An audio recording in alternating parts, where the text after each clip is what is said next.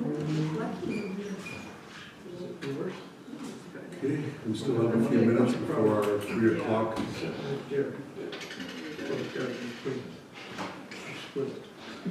Tip of the day. Okay, if you come. Yeah, come on in, come on in.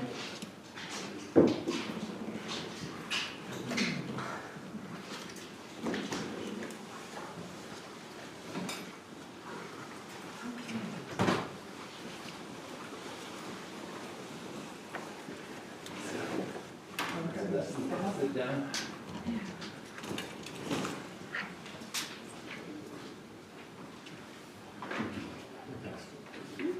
Thank you.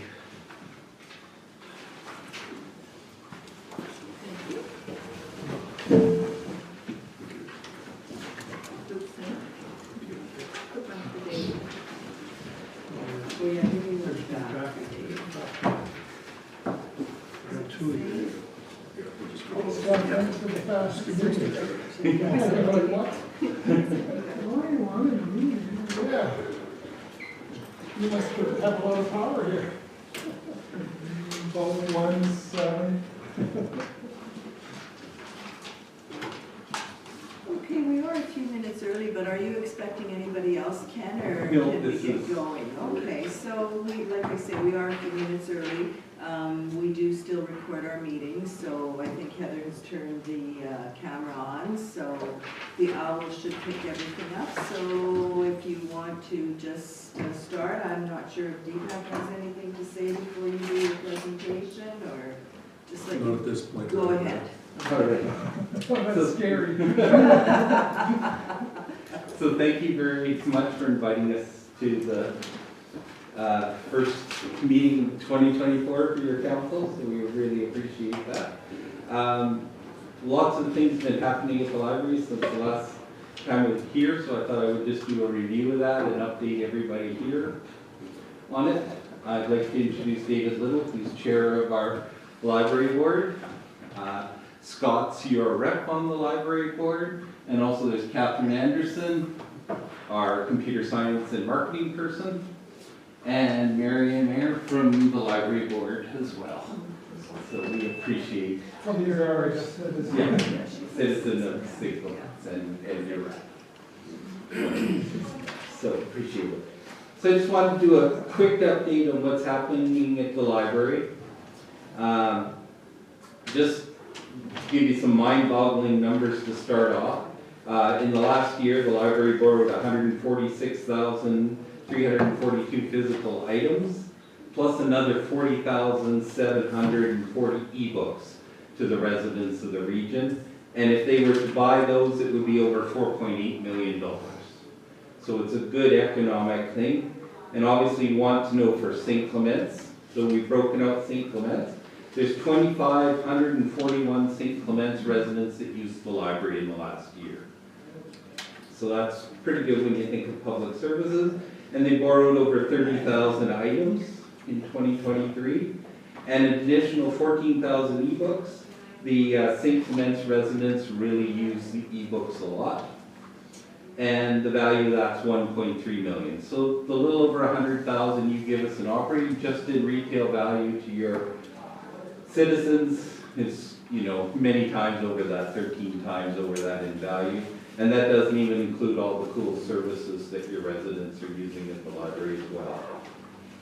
It's been a real decade of change at the library with the new building. One of the things that's really encouraging is that 2/3 of the people coming for programming are coming from outside of Selkirk. So we really are meeting the needs of the region. Basically breaks down by population for people attending our program. And we had a record year last year with 3,306 children taking part in our children's programming, up from 2,554 the year before. We've added additional sessions on Sunday to meet people that work during the week and can't get in, so this gives an opportunity to bring their kids in for programming on Sunday. And we were able to get a grant to help make that happen, so we were really pleased with that. Another thing that's really cool is the library has become a real meeting place. Our room bookings are huge, our theater, our meeting room, they're booked up. Already we've got lots of bookings for 2024 and it's every group you can think of, the health authority, the school division, the individuals, government, businesses, municipalities have all been booking our rooms, including sports groups. We use it for sign-up days, that kind of stuff. And so we're really proud of that. And we had over 120,000 visitors in 2023 to the library. So it's definitely a hopping place, and I know many of you guys have had meetings there. You know that the library can be pretty busy at times. So that makes sense to everybody? Just wanted to give you an idea that we're a real thriving library. We're doing really good compared to our peers. It's, you know, libraries aren't dying. We're getting more use than we ever been, and we're basically triple what we used to be when we were on Main Street in Selkirk. So the new building is a real regional facility for all of us. Yeah, I'm just gonna stop you there and see if there's any questions from any members of council. Go ahead, Scott. Sandra? Oh, Yes, sir. sorry, that's okay. So, 2/3 of the patrons are St. Andrews, St. Clements. You don't have that just for St. Clements for use of. I can break it down, but as a total, I think it was, there were about 29% St. Clements of the users. And St. Andrews is our highest, it was 38% of the program attendees. Okay. Go ahead, Sandra. It's pretty close to how population grows. Ken, I was just gonna ask, do you charge for those meeting rooms? Because I know they are. We do charge for the meeting rooms. It's a real source of income for us. It was over $20,000 last year, $23,000 in room bookings. It depends on the organization. If it's a not-for-profit, small community, no budget, it's just $25, that kind of thing. Or if it's one that you can partner with the library and make it a joint program, then we don't charge them. For the bigger room, it's $150 for that one. And if it's for commercial use, it's $300. Yeah, and I guess I was listening to everything that you said, but I guess you were talking like St. Clements, St. Andrews. Do you have people coming from other municipalities on a non-resident basis? Yeah, there's not a ton of them. Not a ton anymore? No, not a ton anymore now that Donato was brought into the family. Okay. I think last year it was 53 non-resident memberships, and they're spread all around from Winnipeg. Got Winnipeg users that do it. We got some East St. Paul, and some that have existing smaller libraries that they're not as happy with, like Beausejour or Stonewall. We've also got a reciprocal agreement with Stonewall where their residents can use our library for free and our residents can use theirs for free. So if you've got people that live in St. Clements, they can get a Stonewall library card and use the Stonewall library for free, just with their gamer card. So we try to do partnerships, and the reason why it's with Stonewall is they're more similar to us. So it's a more balanced relationship than if we did that with a really tiny library. Okay. But it's something we continue to look at. Anything else from council? Doesn't appear, so go ahead, Ken, thanks. All right. One of the scary things that have happened since the last time we were here is the province of Manitoba redesigned the regulations for library funding. And to say the least, most libraries aren't very happy with it. What the province ended up doing is they moved away from the population per capita based formula to a straight municipal funding, and the number of municipalities in your region is a huge factor in it. So our grant was $351,000 from the province last year. Under the new formula, it would be $255,000, so we lose $100,000 almost in funding. The good news in the regulations is politically they knew cutting all the big, because it hurts the biggest libraries like Brandon, Portage, Thompson, ourselves, because the way the formula works is that they have a clause in there saying you'll get the same grant as last year as long as your municipal funding doesn't drop. So that's how they passed it through the Conservative government, and they did it during the election campaign, so it was a media blackout, so nobody knew about it. And they didn't follow the traditional process of having the minister's Public Library Advisory Board write a report, make recommendations, get community involvement. It was just an ivory tower solution. So it's scary because it's like a sword of Damocles over us. If there's some reason the municipality dropped their funding, we would lose that 100,000 and be in real trouble because we certainly couldn't function if we lost 100,000 on our budget. The library would have to close multiple days a week to cover that kind of cost. Now, the other trouble with this is that it stagnates us to 2023, and we're used to getting population increases, which would increase from the province. Our funding, like for example, when they put the new census in last year, we got an extra $11,000 because of the population, or sorry, $10,000 because of the population increase. We wouldn't get that under the new formula because we're so far under at 255. It'll take us years for the municipalities to catch up. So one of the things Library Board has talked about is seeing if we can work towards getting an AMM motion in the fall to have the government relook at this, because the AMM worked hard to get the municipal funding to $10 in 2021, and that's what everybody wanted, and then suddenly this change happened after that, and nobody knows exactly why. So we will be asking for your help politically at AMM to argue that this is targeting large urban libraries and really doesn't make sense. But in the meantime, we're asking for a meeting with the minister to bring this to his attention as early as possible. Right. I'm just wondering though, if it was to go to AMM, does it not have to go to our June district meeting first? Yeah. Yes, sir. Yeah, and I'm working on the figures to get to Scott and our other council members, get that early, like by the end of February, so they have that for the earlier meeting. Right. But the eventual goal is that AMM would do it at the governmental meeting Yeah. in the fall. I mean, it's not a panic because we get to keep last year's funding, Right. but we can't go years and years without Yeah.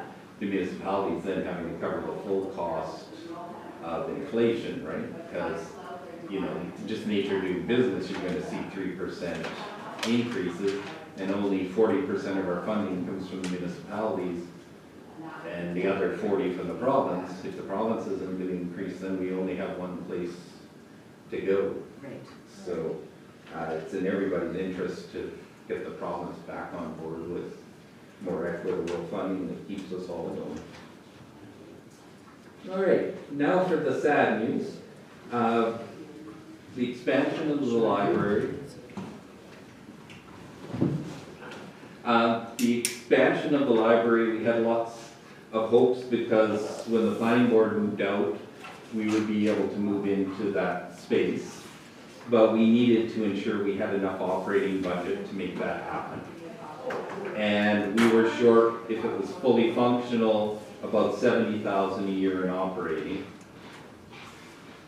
for that, so we were asking the municipalities to come up with that. What the problem was is that the city of Selkirk felt by giving us the property at well below market value, they weren't willing to give a penny more to cover the operating. And the municipalities, as far as we could tell, there wasn't enough that they wanted to take on the full share and no agreement could happen in time. So it kind of stagnated at that point, which was really frustrating for everybody involved. So we ended up in a situation where now the city of Selkirk is saying either buy the property now, or as of the end of February, we're going to look to other solutions, put it on the market or take it over themselves. So that means that we lose out on a real opportunity, because the architect said if we actually did a physical expansion for that type of square footage, we would have been talking close to $7 million, not, $2.5 million that it would be if we got the space and renovated and turned it into the expanded kids area and solve our library size, collection size issues that we've been facing. So where we are now is that the library board passed a motion that without the municipal agreements in place, we really can't go forward. Plus, we got hit with the risk on the provincial funding that we're not gonna see increases there. And we've been, without provincial funding increase, we've got no way to increase going forward. Plus, interest rates are now way higher than it would have been to finance that money while we were capital campaigning. It's a big difference between, 3-4% and now 9%. It's a huge difference when you're talking $2 million. So it started becoming riskier and riskier. Our hope is that City of Selkirk will take on that space for 3 to 5 years and offer it back to us, which is what we're asking for. And that gives us time to plan with you guys, work on a strategic plan that we can increase the funding levels and also start a capital campaign. So instead of having to have borrowing costs, we'll do it like when we built the last library, we were able to do without interest costs because we started the capital campaign before we started building, which we didn't have the opportunity to do that this time. And with the nature of it, we never really did a full-out campaign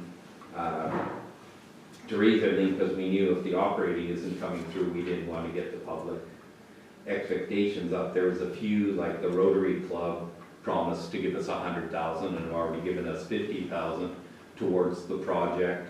And the foundation gave us money because we applied for a grant to cover the costs of the architect plans because we wanted to have that. So we spent money on the architect plans. We haven't touched the Rotary money.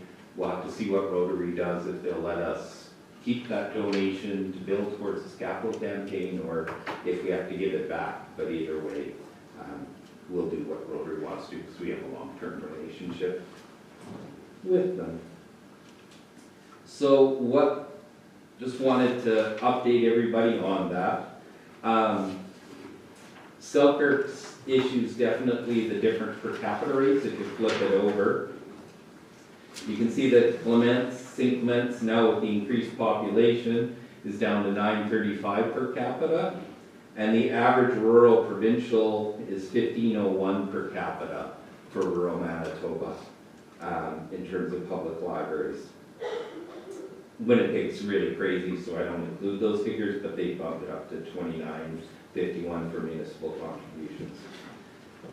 So what the library board is thinking is if we can build everybody up to the average per capita over the next 5 years, then we could operate the expanded space and function as a library. So that's the kind of thing that we would like to propose a plan with you guys coming up of how we could get the per capita up closer to municipal average. Okay, thanks for that. I'm sure that there's going to be a number of questions, but I see Councillor Boulanger has his hand up, so go ahead, Rob. Thank you, Madam Mayor. Ken, just wondering, I guess the letter dated January 19th, written up by the CEO in Selkirk, the one that was given to you there. Yep. I'm just wondering what I'll tell you my concerns, but I'm just wondering what your thoughts are on the letter. Just the way, just wanted to throw it out to you and just see what you thought about the letter. And I mean, it's pretty direct that it's Selkirk's position on the whole thing. It's basically doing the same. This is what the city of Selkirk's position or his position on it. We haven't heard directly from city council. He would be copying that letter and then talking to council afterward. But it pretty directly and consistently what the city of Selkirk has said throughout this, they feel they're paying way more than the other ones for the same services. Why does that happen?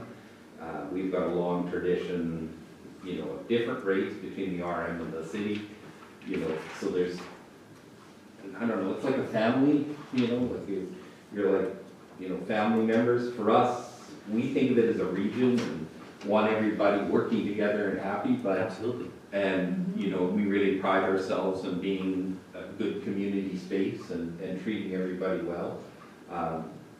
But clearly this letter expresses City of Selkirk position and I'm sure that, the RMs would have their own. Well, that was part of my concern when I read the letter. It went to you in the library, but the other municipal partners, the other stakeholders, Yeah. didn't get a copy. Yeah. Well, other That's my other biggest- than through your library. Right, but really, it should have been sent, that was my concern. Yeah, and Okay. I don't represent. No, City no, Center. I'm just, I'm an I employee. wanted to hear your thoughts, and I wanted to give you my thoughts. Yeah, You know, I mean, yeah. And I mean, that's part of the issue, it's a communication issue. Yep. So if I think you could work towards a strategic plan with time and not have the pressure, because we kind of got hit with this. yeah, When planning board pulled out and then the offer, we weren't ready for it. We didn't know planning board was, you know, pulling out of the region that way, and then we'd be offered this from the city of Selkirk. And while we've always talked that we need to expand, and when the original consultants that recommended the size of the building said nothing less than 18,000 square feet, and we're at 11,500. So, but we always knew it would be depending on when planning board would leave, but there was no indication in planning ahead of time, and you guys, you know, are critical. You're 1/3 partner, you're our parents, Yeah. right? Like, we need everybody inside and working together, so I'm hoping that now that we've got, you know, a 3 to 5 year time frame, that we could build together and get us in a position that all of you guys are working together without the pressure of, it's gotta be now. thanks, Ken. Okay, anybody else? Deepak, go ahead, Councillor Horbis. So do you have a letter saying that in 3 to 5 years they're willing to give this back to you, or? No, just we assuming- don't, and that's one of the things, verbally, they say that's the plan, but this letter doesn't say that. Yeah, And in fact, leaves it open that it could go another route, which would be a real issue. You know, like if it went to Red River College, they might be there for 20 years, and then we're not got that expansion. And, I mean, we're already in an issue with, you know, we don't have enough shelving space and those kind of issues, even with the expansion of e-books. I can't see somebody coming in there investing money for 3 to 5 years, because the upgrade they'll have to do, they'll want. Right, In 3 to 5 years, I can't see somebody pulling out. I mean, that's the issue here. Yeah, but what I've heard informally is that the city plans to move city employees in there until their new multiplex that they just announced that they're working towards, right? They did a press release, I think on the 20th, the day after this, so that would fill in. And we've had city employees, you know, coming wanting to look at that side again, so if that happens, then the 3 to 5 years fits with that planning of that multiplex that ends up happening. Be good to have some kind of, It would be, it would be. Before you start, I have just one question, because I know you probably have more than one Deepak. I guess what I'm thinking is the library really prepared to wait that 3 to 5 years? Or would you sooner expand within the next year if you? Oh, I'd much rather expand within the Right. next year. Yeah, yeah. It's just a question of financially, are we in a position to do that? Right. Up to this point, we weren't able to get an agreement even on the operating, which held off full campaigning. And then, you know, like 2.5 million is doable, like it's not, you know, we raised a lot more when we built the original Right, one without significant municipal funding. We got some, like each of the municipalities put in 350,000 towards it, which was, you know, quite wonderful, but we also received a lot more in private donations and that kind of Yeah. stuff. So, Well, I mean, I yeah, guess- ideally, we would love it in the next year, we can use it, and, you know, this is the first year we've had no complaints about parking. And that's always been the number one complaint, is there's nowhere to park. yeah, and I guess I asked the question because if you decide, or if the decision is that you're gonna wait the 3 to 5, you may never expand. That's right, we may be. And that's scary. Yeah, then you're looking to expand, we're talking, you know, an addition which never looks right, that Right. costs us, you know, 3 Yeah. times the amount at least, is what the architects are saying.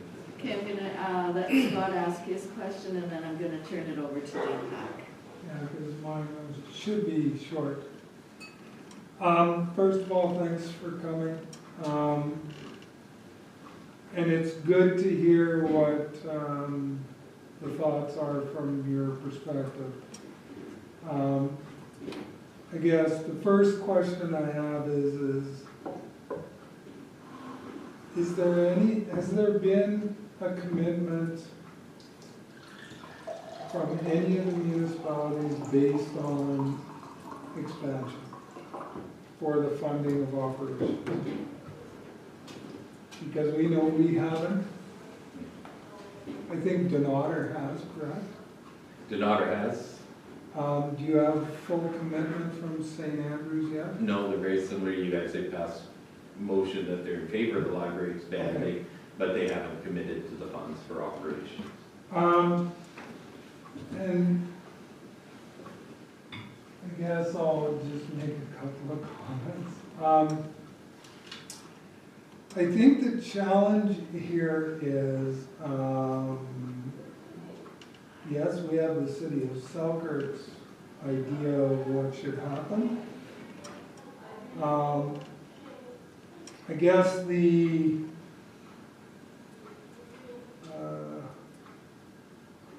challenge we have is, as you stated before, we're partners. And right now, it kind of looks like one partner is dictating to the rest. And that creates a challenge moving forward. And I think, you know, you can understand when I say, you know, this is a 40% increase in our levy. Yeah. Okay, so if you had a 40% increase on one of your line items in your budget, you'd be a little concerned. So I totally understand. I think that's part of where we're at here. And I mean, there's lots of ways to measure things and how, who should be paying what. And per capita is one of them. You know, you've provided some documentation about usage. And that's one of the reasons why I asked the question about programming usage. Per capita is one thing, but, you know, the usage, and I'm using old numbers, I'm sure they're updated now, but I think the usage between City of Selkirk residents and our residents is like 2 to 1. No, it's never been 2 to 1, but the last numbers would have been about 40. You're at about 43 to 42%, and we're at about 21%. 23%. Okay, so, you know, In what- I think that's part of what has to happen here is you know, I can pick out one way of figuring out a formula. But, Yeah, and you're talking physical books there, not the e-books and Yes. those percentages. yeah, While e-books, the St. Clements report reports in Selkirk, but And- it's not and as significant. and that's something that we need to take a look at too. Like, the physical books is this, the e-books is this, programming is this, because the library does provide a lot of different services. So I think historically per capita has been the way, I understand. But I think we, as partners, need to be open to take a look at who's using the library also, in different ways. Thank you. Thanks for that, Scott. Anybody else before I turn it over to Deepak? Okay, go ahead. Scott, what I'd really like to do when they go through all this stuff is have Selkirk, St. Andrews, and St. Clement in the same room.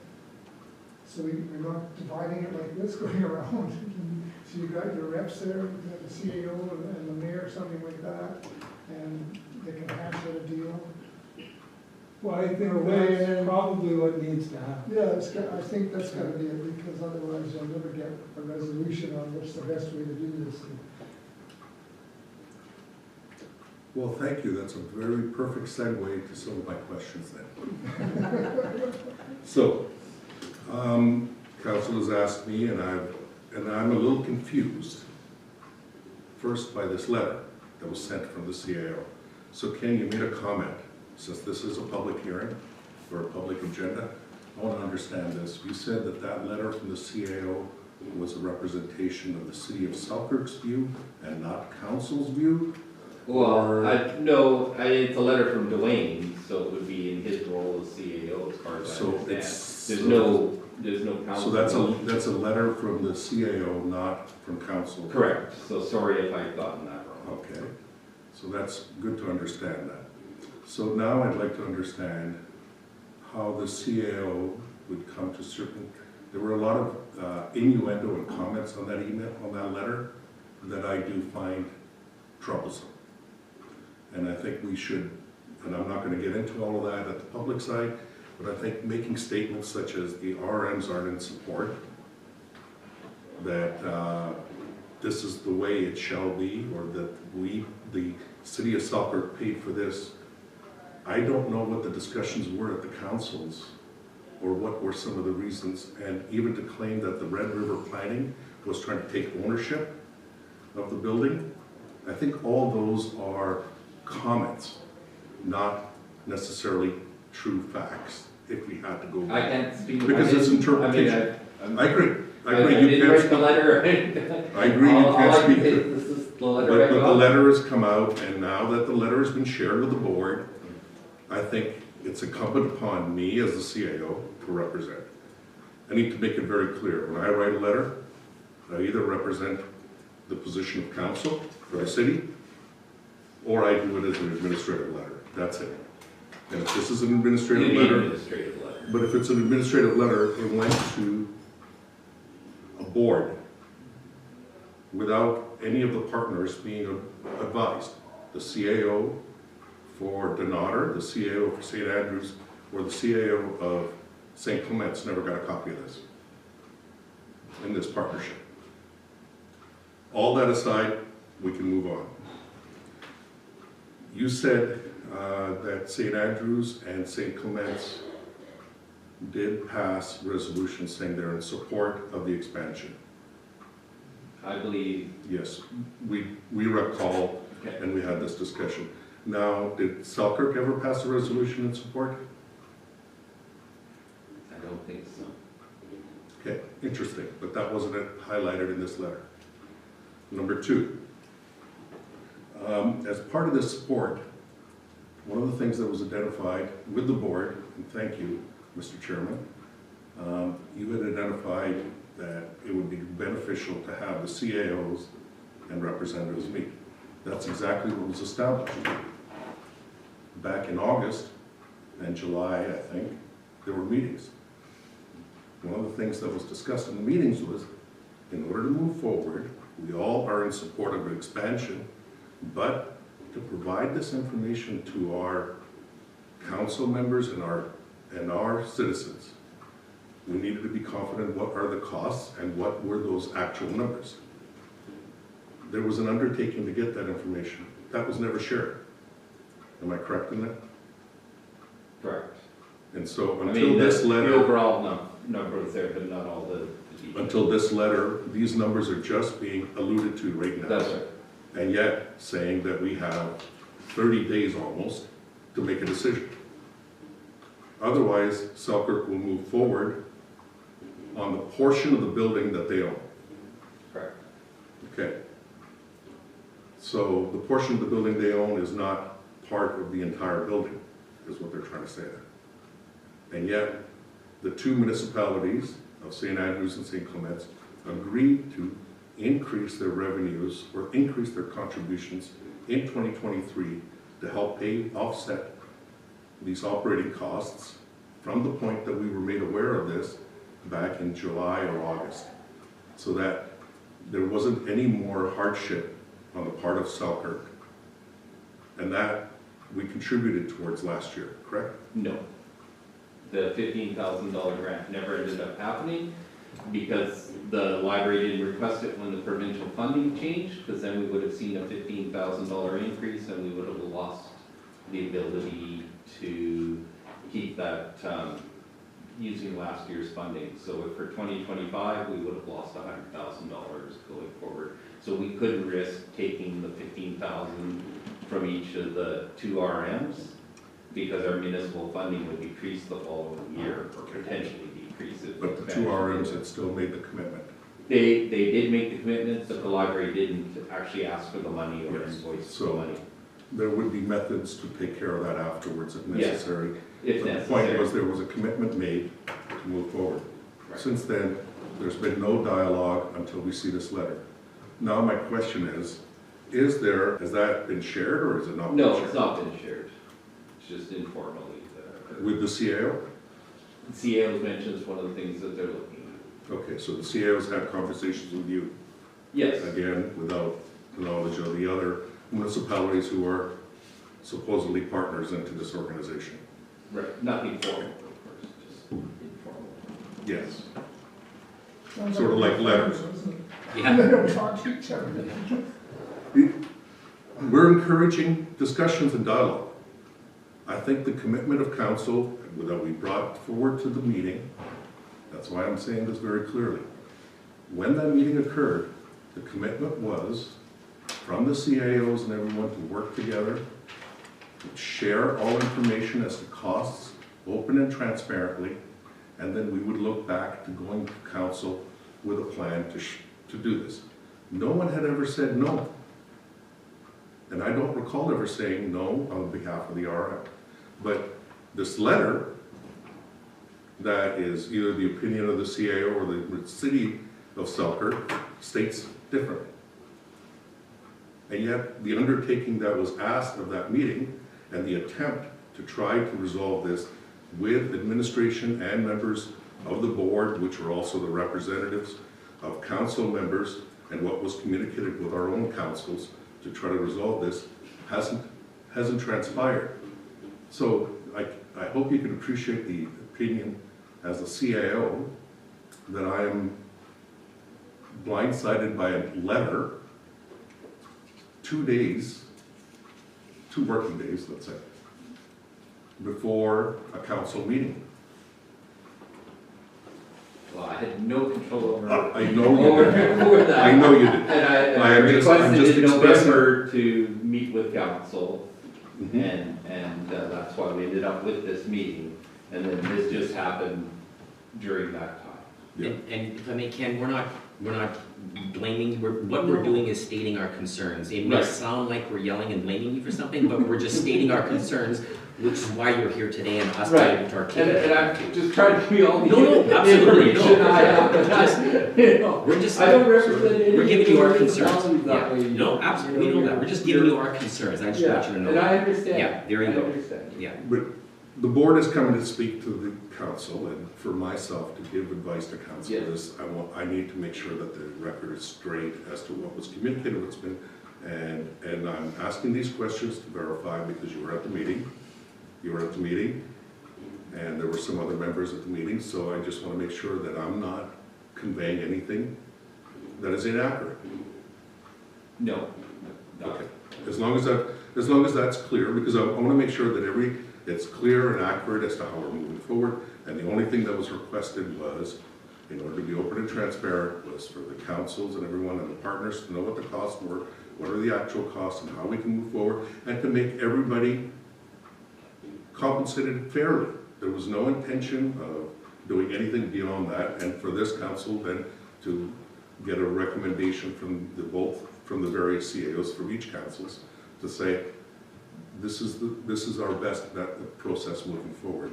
So I guess the next question would be is, what do we do now that we have a letter that states differently than what you're coming forward presenting to this council?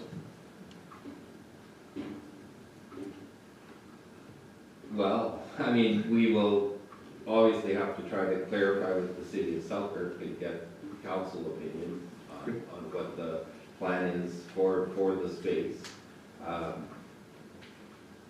And, I mean, the other issue is, can we do a last minute save on it, on the project? I don't know, like, it's iffy to get everything going, but it might be possible.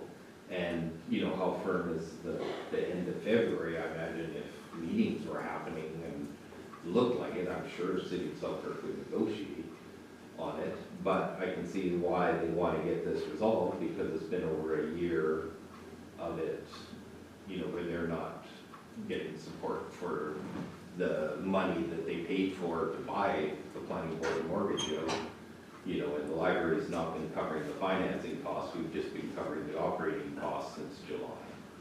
I understand completely. My point is, this council, the Council of St. Andrews, and the Council for Donator have made a commitment saying that they're in support for the expansion of the library. They have said that. And they've said that they want to look at a fair and equitable plan to move forward. The request was made to share information and data that could then help everyone to write the necessary reports. That hasn't transpired. The closest I've come to seeing some of those numbers is in this letter. And we've been asking since August. 0. Who have we been asking? It was identified at the well, meeting. Yeah, and I mean, I've been sharing with the library board, but yeah, I didn't do all of the, I got a lot of the data and shared some of it with our library representatives. But yeah, we haven't done a formal letter to the CEO saying this is the information that's called for. And all I'm saying is we can still, I think, and I can't speak for council, but I think council is still committed to the expansion based on their resolution. They haven't changed that resolution, and they've asked for more detailed information in order to move to the next step. And I think that's still an accurate representation for moving forward. Now the question is, if there is a plan for Selkirk, which they're entitled to have, if they want to do it in 3 to 5 years and that makes more sense for the proper expansion, then valid. But that's not what their letter states. Right. So it's one or the other is the question. Is the informal discussion of a 3 to 5 year plan accurate, or is the letter accurate? We need to understand that from Selkirk. And I think then we could recommend doing something further than this. And now I'm beginning to repeat myself now. Okay, anything else from members of council? Anything else from yourselves or the other board members that are sitting in the gallery? It sounds like it's getting a little bit messy, doesn't it? Well, I think Madam Mayor, may I comment on that? yeah, go ahead. I really don't believe it's messy, sir. Okay, I well, think it's pretty straightforward, and I think it can be moved further. I don't think that this is significant dollars. It's just being open and transparent as we move forward and sharing the information with all partners, and then eventually making sure that everyone feels that they are equally represented in the partnership going forward. That's it. I don't think it's that messy, personally, and I think it can be worked out. I have the utmost respect for the CAO in Selkirk. I have the utmost respect for the CAO in Donator, and I have the utmost respect for even the CAO in St. Andrews. And I said that because I know a little from before, and that's why I said it that way. But I have the utmost respect for all those CAOs, and I think we can all work it out. There is, this isn't private corporations. We're going to do the best thing that we can for the citizens, and that's what the board is doing, and that's what Ken does. And I know that this is one of the best run libraries in this province. And I know, and I'm not just saying that because Ken's here. Okay, well, if there's nothing else, I would like to thank you all for coming in today, and I'm sure we'll have some further discussions. And, you know, me sitting here, I know I was around when the library was built, and it was a huge undertaking at that point in time, and we've come a long, long way with the library, and I would like to see it continue on, and maybe part of it is, you know, and I don't know if it's doable, maybe it should be a couple of members or one member of council and the CAO attending these meetings, so that councils, all councils, get the same information rather than it being passed down or just put forward by the CAO. Like I know Deepak provides us information on pretty much every meeting he attends, so, you know, maybe that might be of some help if. Yeah, and that was what the meeting we had, council rep and see. Clarity. Yeah, so. Okay, well, thank you all for coming in this afternoon, and like I say, I'm sure we'll have some more discussion on this, and Deepak will be in touch, so. Thank you very much for your attention. Yeah.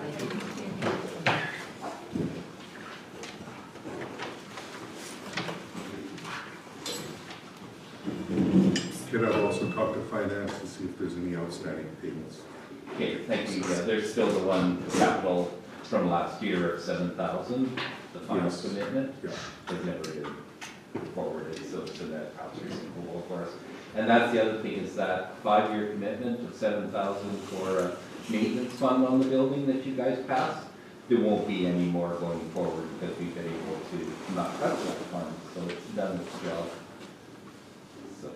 So if we did have a disaster in the building, like a heat pump that went or a roof, we have enough in that reserve fund that we can cover it without having to come back to council, so that really worked out well. The forward planning with your council. Thanks again. All right, thank you. Okay, thank you.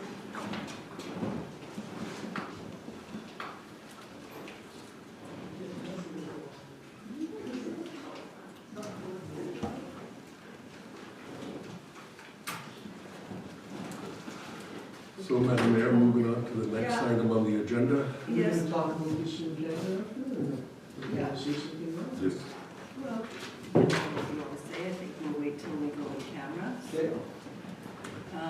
We are down to number 7 on our agendas, communications for action.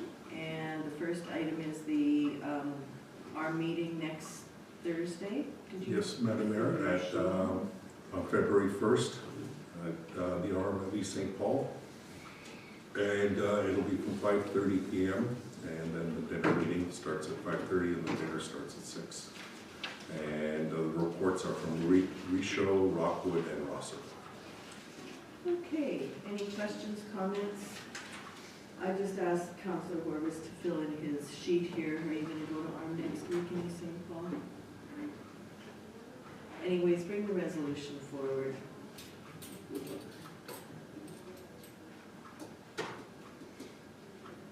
Resolved, Mayor Feeblecorn and Councillor Strang and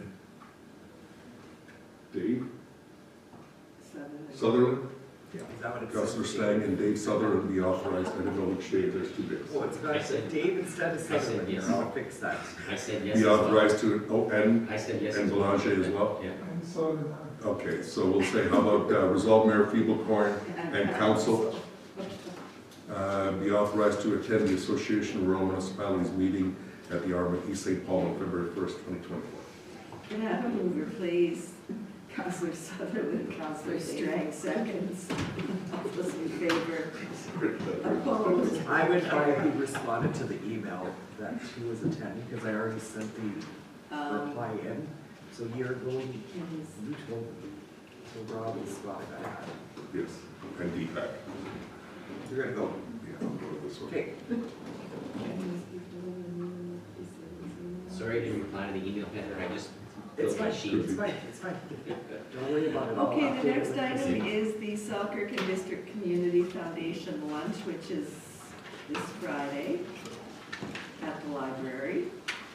Yes, Madam Mayor, it's this coming Friday at the library from 11:30 to 1:30 PM. The Selkirk District Foundation wants to make some announcement for the message. Okay, so I'm not sure, the way the invitation read, it didn't really say if it was just for the heads of council, but I believe the email was just addressed to Larry, Joy, and myself, so, So we'll leave it as the mayor attending. yeah. Okay, so resolve Mayor Feeblecorn be authorized to attend the Selkirk and District Community Foundation lunch at the Gaynor Family Regional Library on January 26, 2024. Can I have a mover, please? Councillor Boulanger, Councillor Sutherland seconds. All in favor? Opposed? That is carried. The next one we have is Fort Distributors Limited, the Gravel Roads Academy.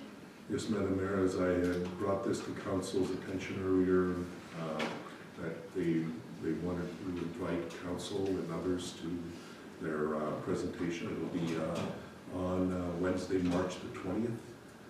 And they need a registration. They said by today, we'll do our best attempt to let them know who can attend.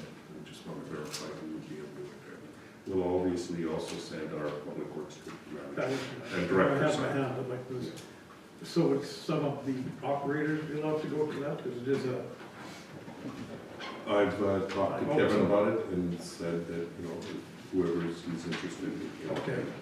So it might be just him and his management team, or some operators don't know what they're, I think they were intending on this one to be a little bit more oriented towards council members and senior people. Oh, as because opposed the way I to. read it, I thought it was like a course actually for operators. So maybe I read it wrong, but if it's, yeah, I'll leave that up to Kevin. Yeah, I think it's more of a sales design Okay. kind of a thing, but I'll have Kevin contact them as well. I've talked to him 2 weeks ago about it already. or a week ago. Thank you. The second part, the first part is at Lower Fort Garry, and then the second part is at Leahy's Yard. Correct. So for those who want a tour of the site and how it's done. Okay, and Heather probably has a resolution, or? Resolve councillors Robert Belanger. Is there any other council members interested? Be authorized to attend the Fort Distributors Gravel Roads Academy at the Lower Fort Garry National Historic Site on March 20th, 2024. Can I have a mover, please? Councillor Horgus, second. Councillor Strang, any discussion? Hearing and seeing none, I'll call the question. All those in favor? Opposed? That is carried. Okay, 7.4, Eco West, and that's a climate adaptation and disaster mitigation workshop in Gimli. Thank you, Madam Mayor. Yes, it's in Gimli in a few different locations, but the Gimli is the one that was on February the 14th, I think.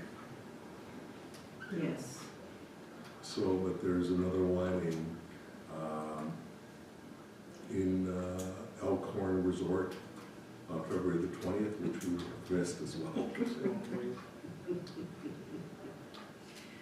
Okay, and then there's actually one, St. Pierre Joly, but I think Gimli is probably the closest to us. Yes. So, I know I put my name on for this one, I'm not sure if anybody else did. Okay. Go ahead, Sandra.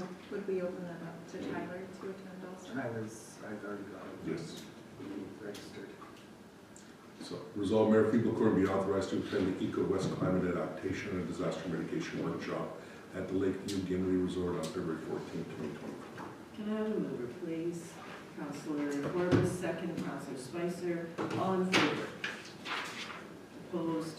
Carried. Okay, the next one we have is the Manitoba Weed Supervisors Association, and they're having a seminar on various different things, I believe it said. Correct. They're having a seminar on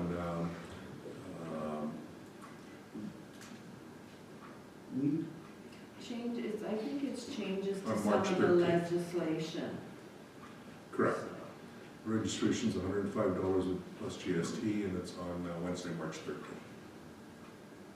And it's, I thought it was quite a ways away. Carberry. Carberry Yes. Community Hall. Yeah. So, did anybody put their name down, Heather? No? Okay. But I would imagine the weed supervisor will be going. I'm sure Kristen will, she will be going. So we'll just leave it as information then? Please. Okay. So moving on to, sorry, Madam Mayor. That's okay. it. New and other business. Number 8 on our agenda, 8.1, the St. Hubertus Gun Club, and you see that there's a little bit of information there, and I'm going to turn it over to our CAO. Thank you. This is for the yearly request that as part of their approval was that They would provide us with any special events, and they were authorized to do it 6 days a week, and except for Sundays, but if they chose Sunday, they would have to they would then forego a Saturday to keep it at 6 days a week. They've identified 2 additional locations or 2 additional days in June, for June, and one in June and one in October. And as part of that, they would of course forego the Saturday, so they'd still be 6 days a week as per the requirement. That process has come forward as well. We've had 2 letters of concerns, one from Mr. Schatt and one from Mr. Van Wellingham, both expressing their concerns.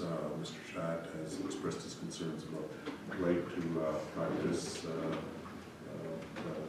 religion, and which you've seen, as well as Mr. Wellingham was saying that there should be no Sundays allowed at all.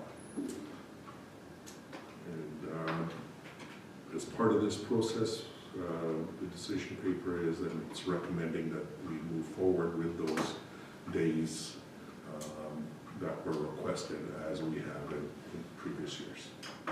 Did I read it wrong? Because it's still just 2 Sundays. Correct. Yeah, okay. 2 Sundays for the entire year. Yes, okay.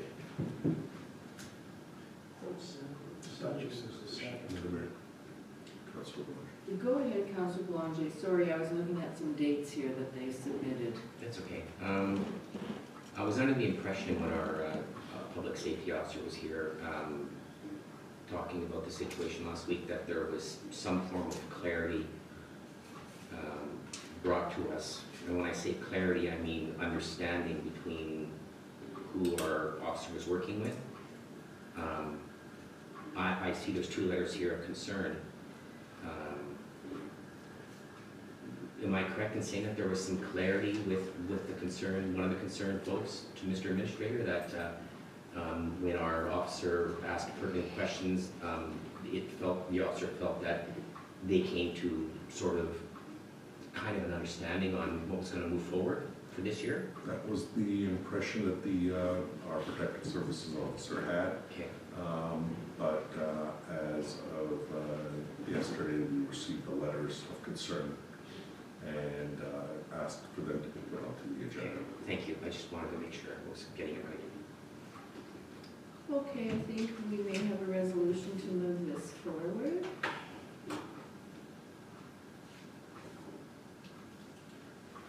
Whereas a request was made by the St. Hubertus Game and Fist Association to renew the extension of the Monday and Thursday shooting hours,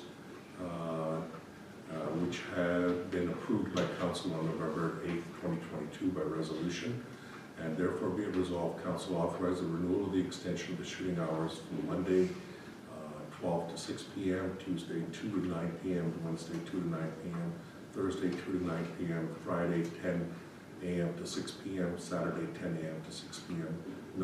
On Sunday, no shooting outside of special events. And further be it resolved that St. Hubertus Game and Fish Association be allotted 2 Sunday special events to be held on Sunday, June 23rd, 2024, and Sunday, October 6th, 2024. And further be it resolved, during the weeks that Sunday event is being held, the association may close 1 day of the regular operating hours, or the association must close 1 day of regular operating hours, and further be it resolved that extension of Monday and Thursday hour of operation and hosting of Sunday special event be reviewed by council on an annual basis. Okay, thank you for that. Can I have a mover, please? Councillor Strang, second. Councillor Sutherland, questions? I knew that. I have a question on here, and I know this has to be corrected to say must close 1 day.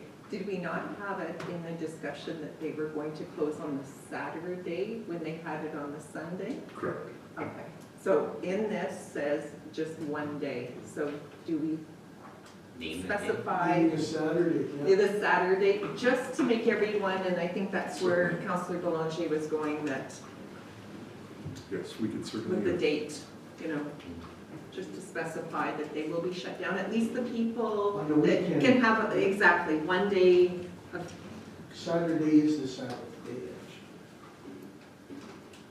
actually. Okay, so thank you, Madam.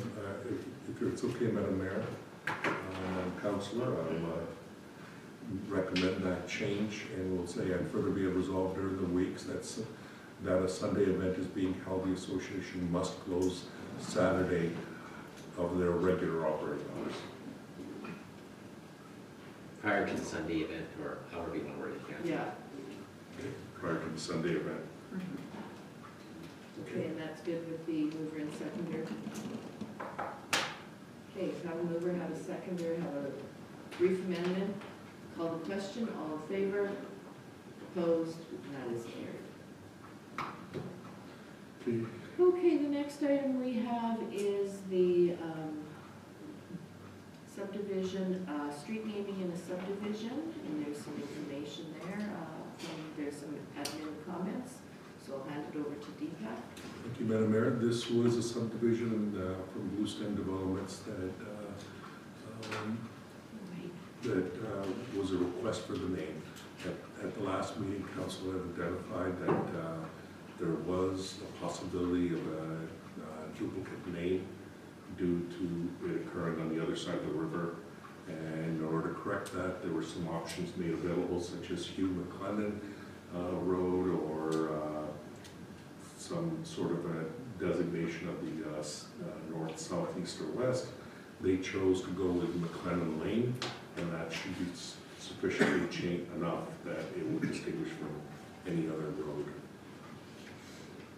And so we're recommending approval. Okay, questions, comments? Okay, if you want to bring the resolution forward, please.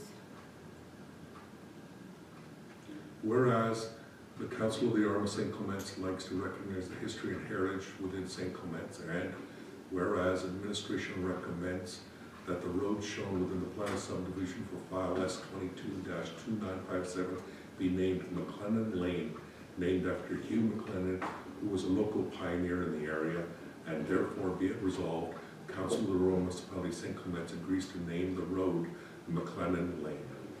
Can I have a mover, please? Councillor Spicer, second. Councillor Boulanger. Any further discussion? Go ahead, Councillor Boulanger. I'm making only an assumption, and this was part of our concern, was that if a call went to 911, but I would almost guess that when they register this as McLennan Lane, that it would be registered in 911's directory, that it would clearly come up as St. Clements. Like, I would think, like, Yes, sir. that would be how it works. They would know that it's in St. Clements. The issue usually is that when somebody phones a 911 call, they don't always necessarily identify the location of the municipality. Mostly just the number, yeah. Yeah. Okay. So they would say, 500 McLennan Road. So if there were two roads, there's a possibility of mistakes and mix-ups. Good, okay, thank you. Okay, have a mover, have a seconder. Any other questions or comments? Call the question, all in favor? Opposed? That is carried. And the next one we have is, what's the street naming? Amendment to a conditional approval, 8.3 on our agendas. Thank you, Madam Mayor. What this has to do with is the same subdivision, which is a letter of, there was a change of ownership as part of that, and as part of the drainage plan. We had identified an easement for a portion of the drainage that was needed. They've agreed with that. And there was also an error in the original resolution, when the resolution that came forward from Red River Planning, and it had accidentally identified it as a paved road when it will be a gravel road. It's off of Pioneer. There are no paved roads there.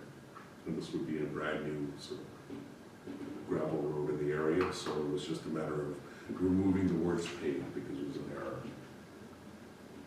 Questions, comments?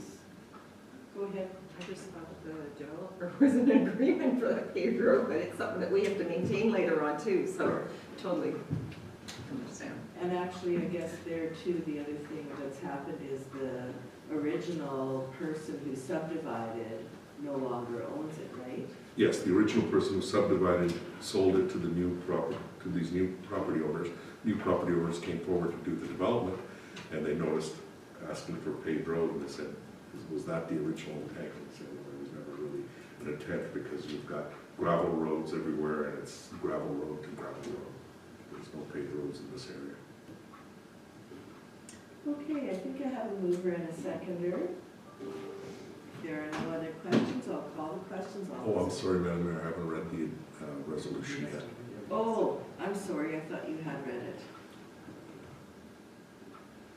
Whereas subdivision file number S22-2957 requires a drainage easement for the drainage system for the discharge area, and whereas an error was made in the conditional approval letter and condition number 1E, have the word paved removed from the condition, and therefore be it resolved that Council of the Municipality of St. Clements agreed to amend the conditional approval letter to add a condition that the applicant owner enters into an easement agreement for drainage of the subdivision, and further be it resolved that condition 1E be amended to remove the word paved.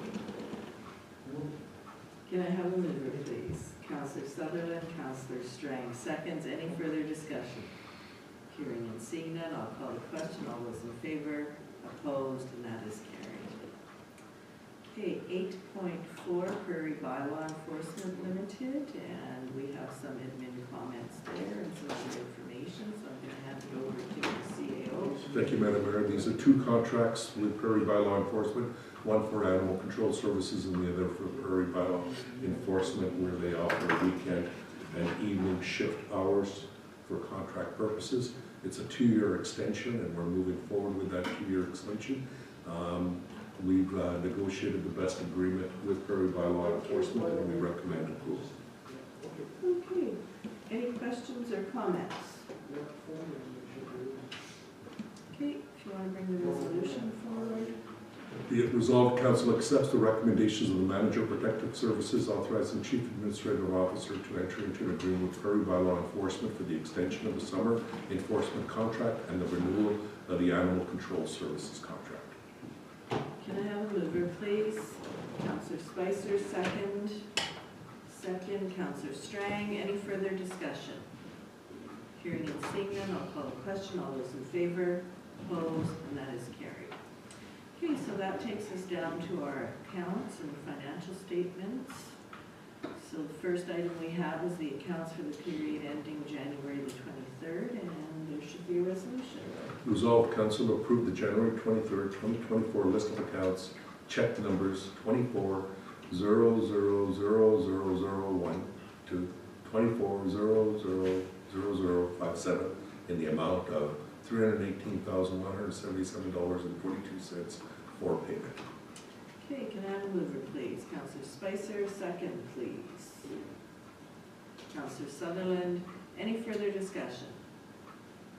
Hearing and seeing none, I'll call a question. All those in favor, opposed, and that is carried. And next we have the a grant for the East Beaches Development Corporation. Yes, the Eastern Beaches Development Corporation. We had originally changed it to East, but it's Eastern Beaches is their official name. As this is the Grand Beach and Area Development Corporation originally, or Eastern Beaches Development Corporation, previously known as the Grand Beach and Area Development Corporation. This is for the 2024 Ice Fishing Derby. Their request is for $2,500. Last year we gave them $1,000 based on the financial information they had provided us. Council had identified that $1,000 until we could receive more detailed financial information. Since then, they provided us some additional financial information. They've shown that they have a loss of about $200, a loss of approximately $283.50 from last year, because they had anticipated a $2,000 loan, or grant, and they received a $1,000 grant as per Council's direction. So what they're requesting this year is to augment the $283.50 loss. Along with this year, their costs have gone up, and they're in approximately the $2,200 range is what they're anticipating.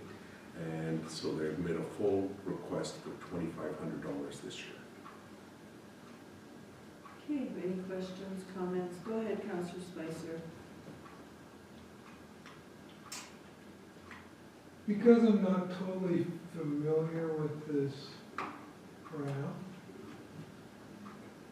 so it's gonna be $2,000 every year to put this ramp in? Looks like it,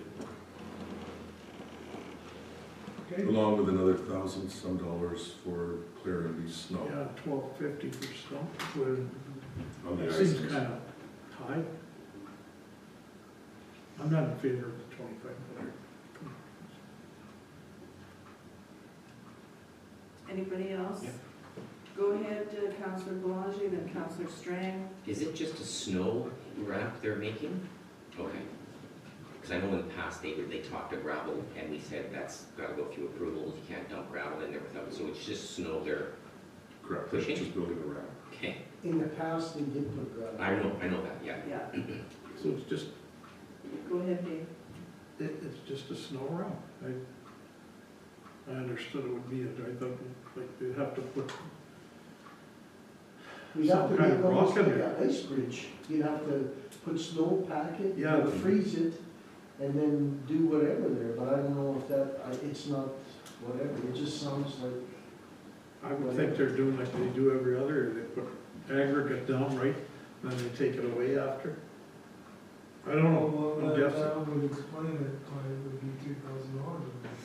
They don't really say here. I don't think they take it away. Well, if they don't, then that ramp should still be there, parts of it, but, Yeah. right? I don't know, Or if they take it away, where does it go after? yeah. To? This year, they've specifically identified what they're requesting from the RM as the cost of the ramp. In the past, it was always just a grant request of $2,000. And then when they had shown a profit, council had gone back and said, we'll give you 1,000 and then we'll review your costs. So it was, we gave them 1,000 last year? The year And- before, we gave them 2,000. And the year before that, we gave them 2,000. I think, if I remember correctly, what was happening was, we were giving them 2,000, and then they were making some money and donating it to someone else. Yeah, you're right.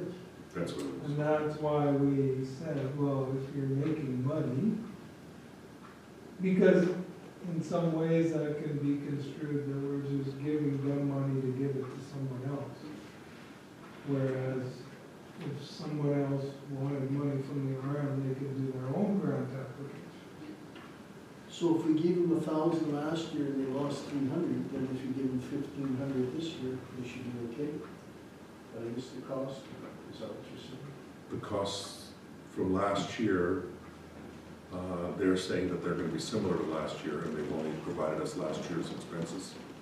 And so last year's expenses for morning wood construction was snow clearing for $1,260.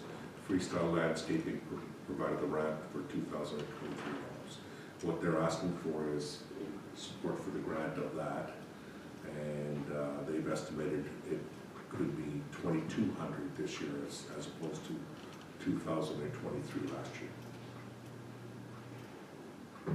I just have one quick clarity. So it was typically 2,000 before last year, right? For many years in a row. Okay, thank you. Go ahead, Councillor Strang.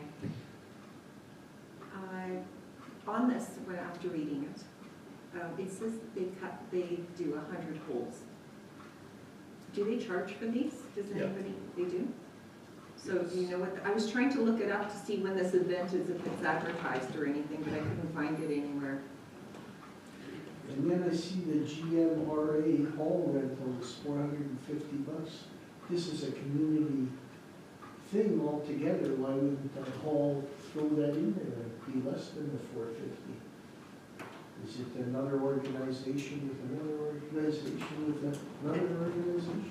And I guess I've never seen a grant come forward requesting a shortfall from last year. To me, I've just never seen that before. To me, it's a fundraiser too, that you're making it would be something that would cover it, that then they're asking for the shortfall this year. To speak, Madam Mayor, if I Go could, ahead. to speak for the new corporation, in the past, the corporation just requested funds of $2,000 and council was granted $2,000. Then last year, council said, we'll authorize $1,000 based on the information because it had held off on the approval of the grant until they received some of the expenses and the revenue that was being generated, so they wanted to see the books as per our grant policy. Once that was received, council decided that $1,000 would be sufficient and for them to report back and see if it's necessary. I think what they're interpreting from that is that they did have a loss, and they have no other way of collecting it, so they're asking for the RM to help cover that cost. On top of that, what they're saying is that this time it's not a grant, just a general grant, that they're asking for the support for freestyle, the building of the ramp itself, saying that if the RM could support for that as an access, they can manage the rest of the costs themselves. Go ahead, Councillor Boulanger. I mean, the way I look at it, it's a local event. It's volunteers putting it on. It's good for the area. It's a fishing derby that's been run there for quite some time. Whatever council decides to give, I'm fine with. I think we should do something. I don't think we should, you know, yeah. Go ahead. Okay, go ahead, Councillor Sutherland. Well, I'd like to just suggest 1,500. That would be my suggestion. Thank Okay. you. Go ahead, Councillor Spicer. I asked the question before about what we were typically giving. So I'd be okay with being consistent and going back to the 2,000. One final comment. Go ahead. Is it possible that when we do give money to an organization like this, just from learning from the past, that we put a comment in there that just a reminder that funds raised should stay within your own organization? Because it did come up to us that that's what happened last time, was they were providing money to others, and maybe that's just one of our stipulations that we mentioned.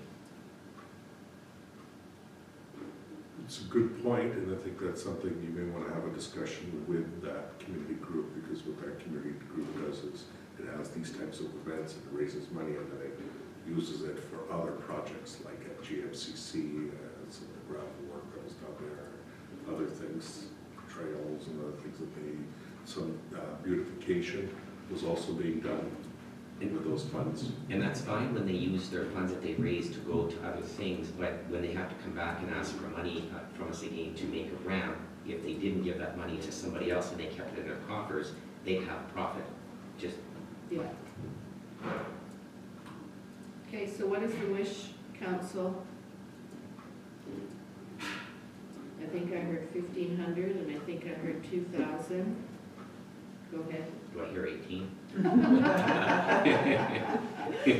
Who's the auction? Still at 15. What is the wish? I'm fine with 15. I'm on that side of the table. I mean, a good point, you know, it's for the community and it's whatever.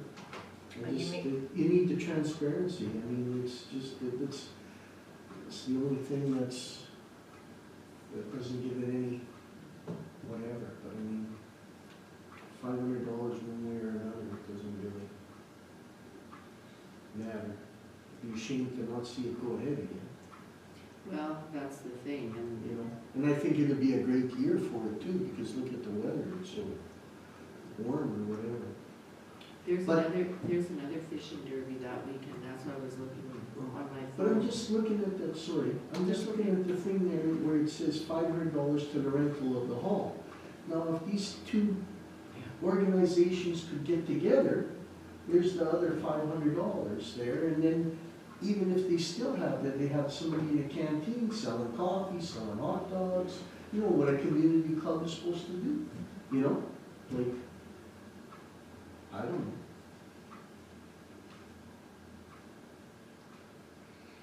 Might I suggest that you could, if your council wishes, you could do 1,500 and then ask to report back and then cover any shortfalls if they come in.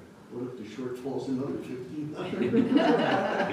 Yeah, I don't think so. They'll say we're gonna cover it. Yeah. They'll find the chart. I'm prepared to move a resolution for 2,000 with the comment of my esteemed colleague about Staying in that organization? staying in the organization, and we do want a financial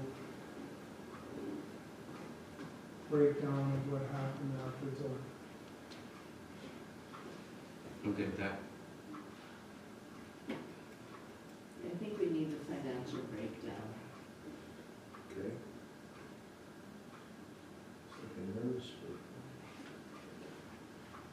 I'm not sure, Heather, on page 7 of the 8, like mine is very blurry. Did that not come through very well for you?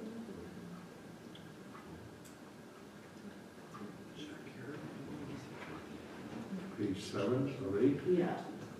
No, it's pretty clear here. You're looking at my screen. Who put this forward, this thing? Is this Lester or is it the other? I think so, yeah, Yeah? looks like it. Yeah, but I should be able to see it good on your screen too. Yeah, maybe there's something wrong with your screen because it seems blurry there. See, this is your screen, Yeah? and my screen it won't. Okay, So Okay. I think it's possibly something wrong with your screen, Madam Mayor. We'll look at that afterwards. yeah. Okay, Okay, so resolved council approve the following 2024 requested grant request, Eastern Beaches Development Corporation, $2,000. Further be it resolved, administration be authorized to add Eastern Beaches Development Corporation Fishing Derby to the 2024 municipal insurance policy, because that was what the other thing they had requested for. And further be it resolved that the extra revenues be retained by the Eastern Beaches organization. And we'll explain what that means. Yeah. okay. Do I have a mover, please? Yeah, and financials. Yeah, And to report back on financials. and I think Councillor Spicer said he was going to move that one. Do I have a seconder? Councillor Boulanger, any further discussion? Hearing and seeing none, I'll call the question. All those in favor? Opposed?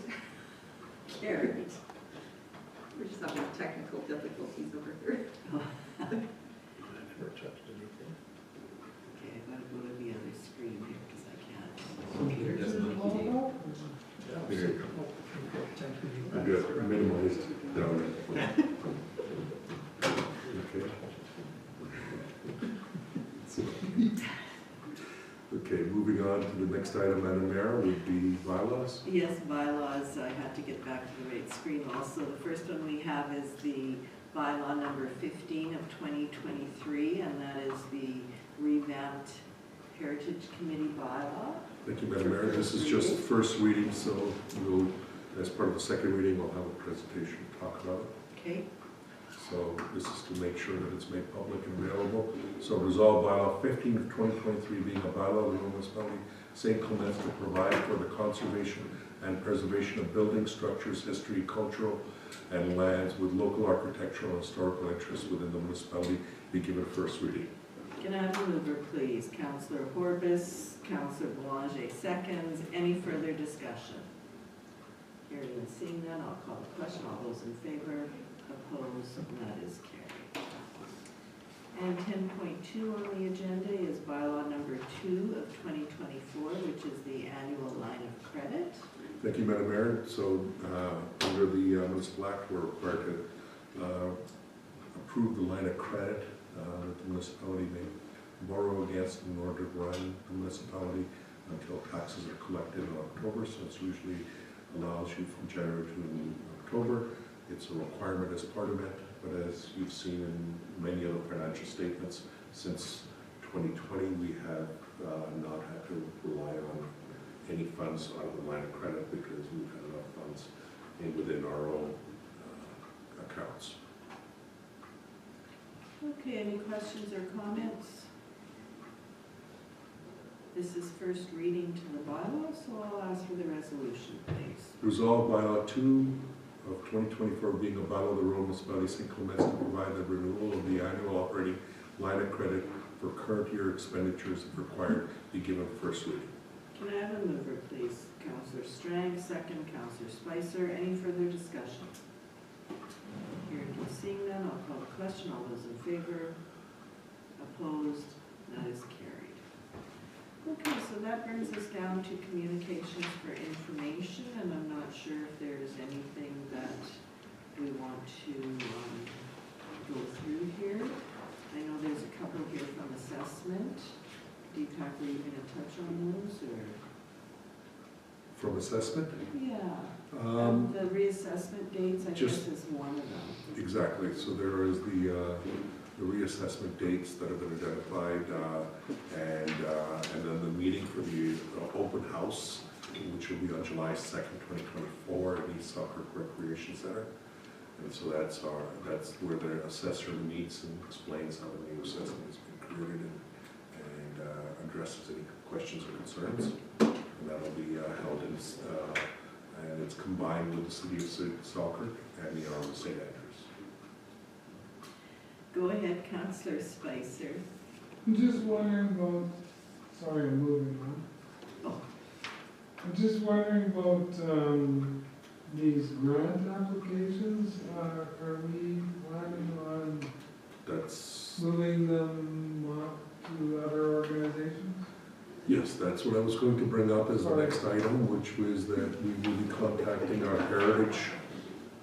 Thank you, Councillor, for that. We'll be bringing up the grants that have been identified here for the museums and heritage grants. And since our recreation coordinator or recreation manager is not available, Heather will be working with our groups to get those resolved and hopefully we can get them going.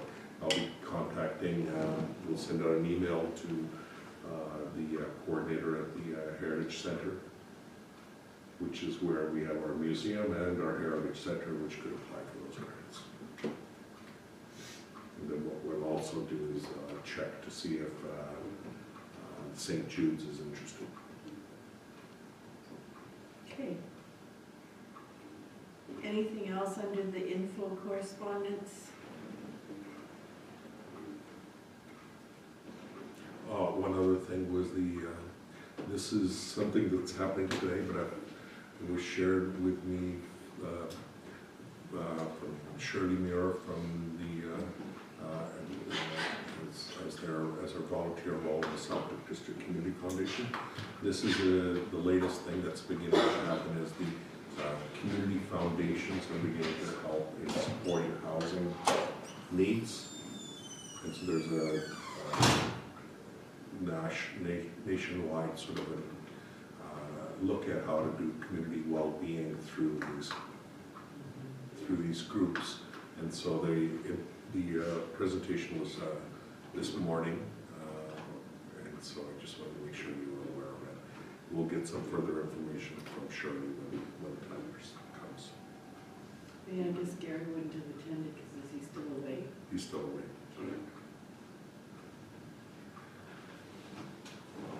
And that covers most of what I want to cover, Madam Mayor. Okay, anybody else have anything that they wanted to cover under this part? If not, we will go down to council reports. And I'll start today with Councillor Spicer, please.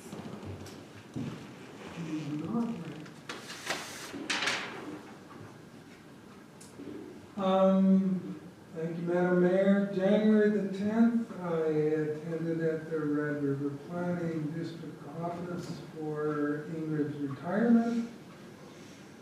And January the 18th, I attended the Gaynor Regional Library regular meeting. And that's all I have to report. Thank you. Thank you for that. Go ahead, Councillor Boulanger. The last meeting we attended here, our regular meeting, I forget what date that was on. January 9th. That's it. And then after that, I attended the Red River Basin Commission's conference in Fargo. It was well attended. Seen some new faces there. I don't think we had the thing since for a couple of years anyway, since COVID. Well, it was last year. Was it last in year? Oh, Winnipeg. maybe I didn't attend and, okay, yeah. I thought it was since COVID, but I guess it was last year. Yeah, there was one last year, because I did go for part of it, Okay. and it was in Winnipeg last year, so yeah. Very interesting again. Some of the breakout sessions are really technical, as you know. Some of them are kind of well over your head. I know I went to one there talking about dam construction and the formulas and the stuff the guy was talking about. It's just so it can get a little frustrating. You're there watching, but you're really not knowing what he's talking about. Pretty technical. But the ones I did attend, they were well attended, and they did it neat where they had like 3 or 4 in a row, and they were close to each other across the hall, so you could sit in on one, look what was on the other one for the next one, because they had them in half-hour sessions. Oh. You could zip over across the hall, so you could kind of move around and pick and choose what you wanted to go to in the agenda, so it was really well done that way. And Charles said they're going to suggest that they do that again next time, if it's possible to set it up that way, with half-hour increments. The ones I did attend, soil no-till seminar, was really interesting. It was all about local farmers in that area are moving more towards, and I don't know why more people don't do it around our area. Often in our area here, you see farmers tilling their fields till it becomes talcum powder, just because it's what they always knew and always did, and it's what Dad did, and they continue doing it. I often wonder why in the fall, after they harvest their crops, whether it be wheat, oats, corn, or whatever, canola, that they don't leave the stubble in the field and then seed right into that field in the spring. These farmers are doing exactly that, and they thought it odd at first, but when they started doing it, they realized that they cut down their diesel fuel, they cut down their man time, they cut down their soil destruction. The soil was actually having more nutrients left in it, more critters, more worms. So when they went to this no-till process, they realized that it was big savings to be had, excuse me. So interesting, around here, nobody does it still. I see everybody just tilling and tilling and tilling in the fall till they can't till no more. So it's going to be nice to see if we can't get some of our local farmers to go to some of these seminars which can be generated locally here. And I'll ask Councillor Horvis after if he sees anybody up north doing no-till. Everybody wants to till everything and then have the field prepared for spring, but by not tilling, you're saving so much. It was really interesting to hear these farmers talk about how their grandparents did it, how their dads did it, and they're taking it and doing it different, and now everybody else is trying to follow their lead. I'm not sure if you went to that one, Sandra. I'll just add to Rob's that also they say that the water then isn't runoff, it's going down into the ground more than another thing for the Red River Basin with all the flooding, right? So that was another part of it. And that's why a lot of farmers do till, because if you don't, the water sits up top and it doesn't go down. If it's black, then the sun gets to it quicker, the thing, but I can see where this would contain more moisture, it makes sense, but Yeah. if you got low-lying land, that's why. It works. I mean, for some who look at it and say it doesn't work, just listen to these guys, that they are just happier than, yeah. Another one I went to was the flood update. I'll let Sandra talk about some of this stuff. Low right now risk. They had some freezing rain in December. As I was driving up, I could see the trees all shining in the sun. I figured something was up, that they must have had some freezing rain in December. And sure enough, that was that warning we got that the river was coming up. Yeah. It was from that December rain they got. According to them, flood risk is low right now. Went to another one talking about lake sturgeon, the comeback of lake sturgeon in the Red River. So that was really interesting. Everybody knows what the lake sturgeon is. It's a prehistoric fish. They dated this fish back to dinosaur times. Can't believe it. This fish is still roaming around. It hasn't changed much. There was a farmer there talking about his cattle production, all natural meat, real entrepreneur, had all kinds of other businesses on his property, and he just came across as this real savvy farmer. I think he does quite well. He's got a number of venues on his property, and he produces natural beef. So all in all, really good conference and lots of interesting stuff to go and see. Right on. That's it for me. Okay, thanks for that, Rob. Go ahead, Sandra. January 9th, after our council meeting, we had our committee of whole meeting, and we had Kevin in, our public works manager, and we spoke about different jobs involving with our public works. On January 10th, I did not make the retirement for Ingrid, but I did just phone her and give her a call and send her my best wishes. Actually, it was stormy that day too, and told her that she won't have to drive to East St. Paul anymore. I'm not even sure how far is she in Sulphur, I believe, right? No, she's in Petersfield. Oh, Peters, oh, okay, so it's a little bit of a ways driving, but. Yeah. Anyways, January 11th, I attended the Selkirk Biz AGM, very well attended, great discussions, and a lot of it was, what does Selkirk Biz do for us? So you know what, it just like opened the floor. So one of the things is getting back to basics, getting out there, and somebody suggested going to seeing the new businesses. I put my hand up and says, go to the old businesses, like just go introduce yourself again, because like so many people do not know the new face that's looking after the Selkirk Biz. One of the things that they are, Jim Pelche's the new president. One of the things that he got up and spoke about is that they are bringing back, and it's called Chamber Channel. And he says it's like Amazon, but it's to do with all the businesses that belong to the biz. They're going to start a trial run of it, so we'll see how that goes, because they say so many people are shopping by mail now rather than going business. Some people there were not in favor of it, but he said we're going to do a trial run. Maybe it won't even pan out. Can you use BizBucks there to buy? Probably. 2026 is their 125th anniversary of Selkirk Biz. So we'll be celebrating something with that. And one of the things that Jim said is how can we better our partnership with others and other organizations. So they would like someone, and I just happened to sitting by Marilyn from Red River North Tourism, so they would like somebody from other organizations sitting on their boards too. I thought that's a great idea. The only thing I thought, are you gonna go sit on other people's boards too? That's gonna be a lot of meetings and that, but I see the advantage of working together.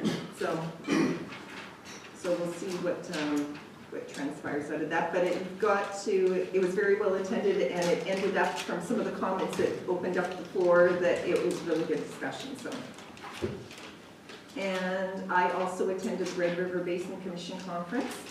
The theme was shared water, shared responsibilities, and the big thing was there was the cross-border partnerships.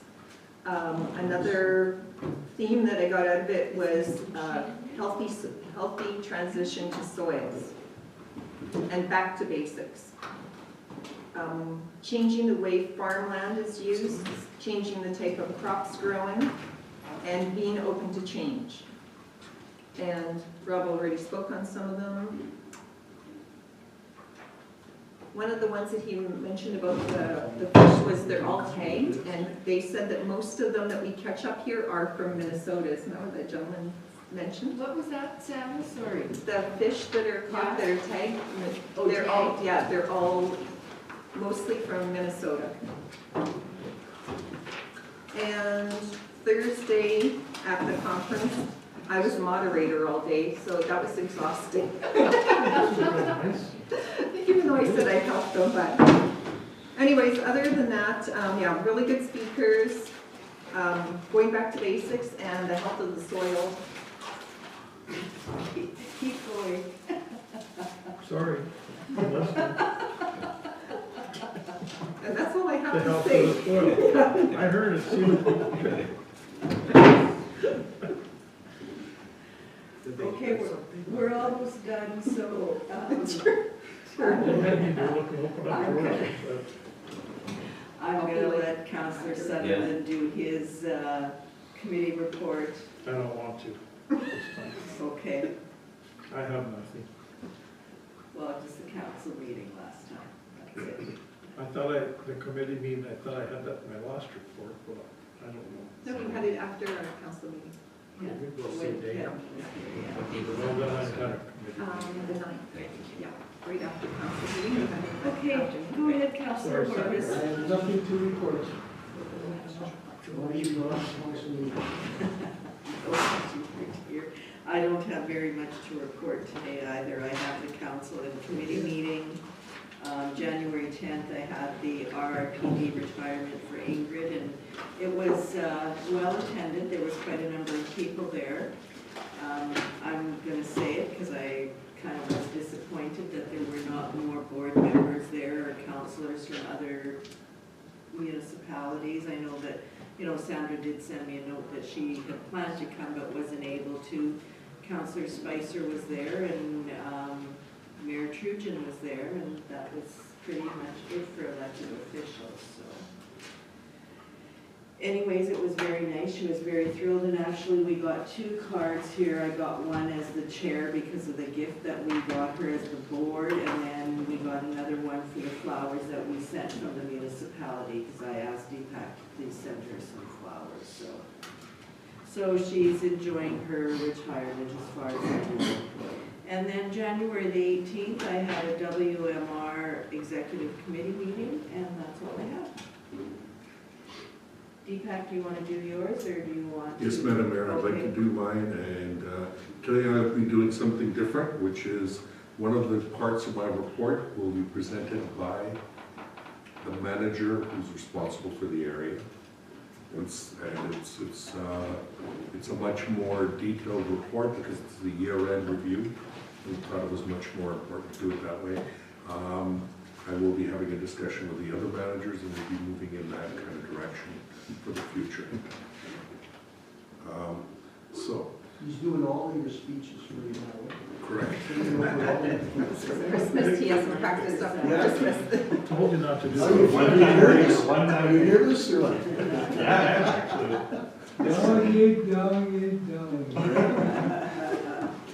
Felt it was important. This is a lot of hard work done there, and this is the direction we want to go towards, and providing more statistics and information.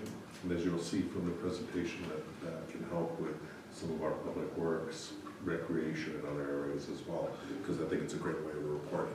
So, as to the CAO's report, I can start off with the St. Clements Activity Center. The design build contractor has submitted those documents for the building permits, and they are being reviewed right now by Red River Planning, and they were all received in time to be able to apply the previous code. So some of the changes in the new code are not going to impact us because there would have been additional costs. Still the 2010 then. Correct. Nice. And as well, we've had some detailed design discussions as to some of the design constraints and design requirements. And so we'll be looking at some of that material. We've also been working with Councillor Strang to schedule a date for doing a presentation to our community group that had been working to bring this to fruition, and all of council will be invited to that date. And that will be a presentation that Victor, our project manager, and myself will explain what's happening, where we are sitting in the project, and some of the design components that have been put into this project.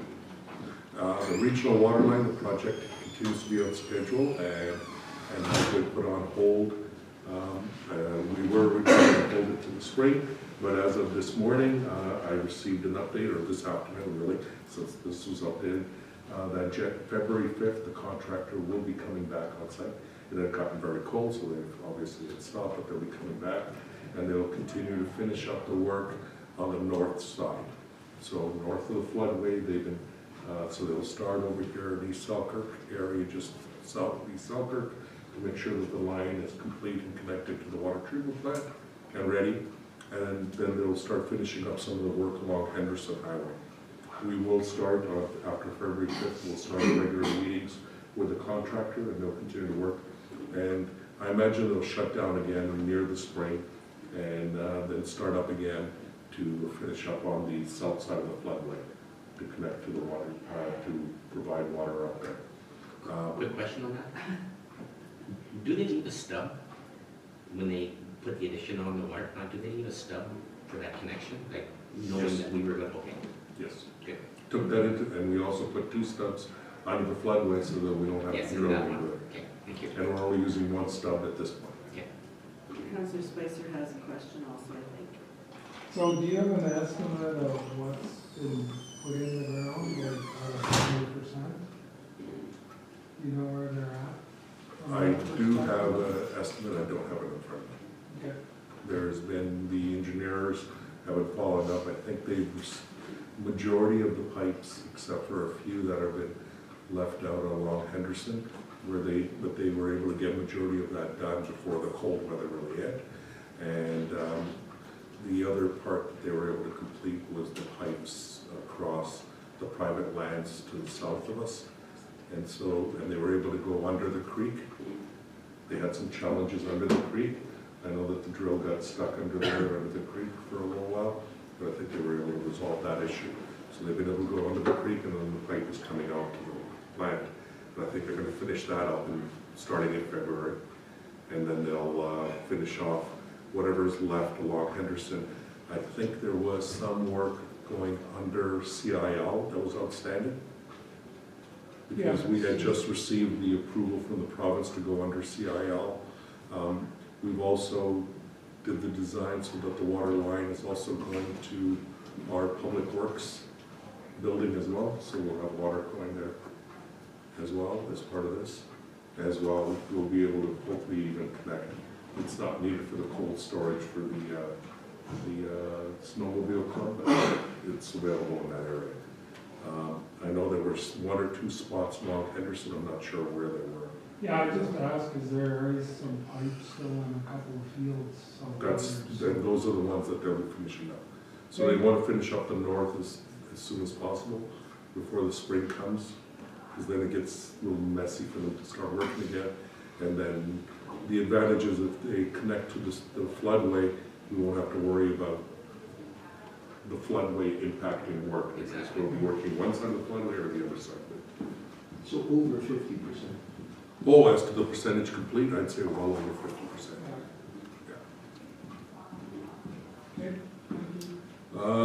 The other is the Lockport wastewater treatment plant. The lift station project is the first part of it, and the second part is, of course, the decommissioning.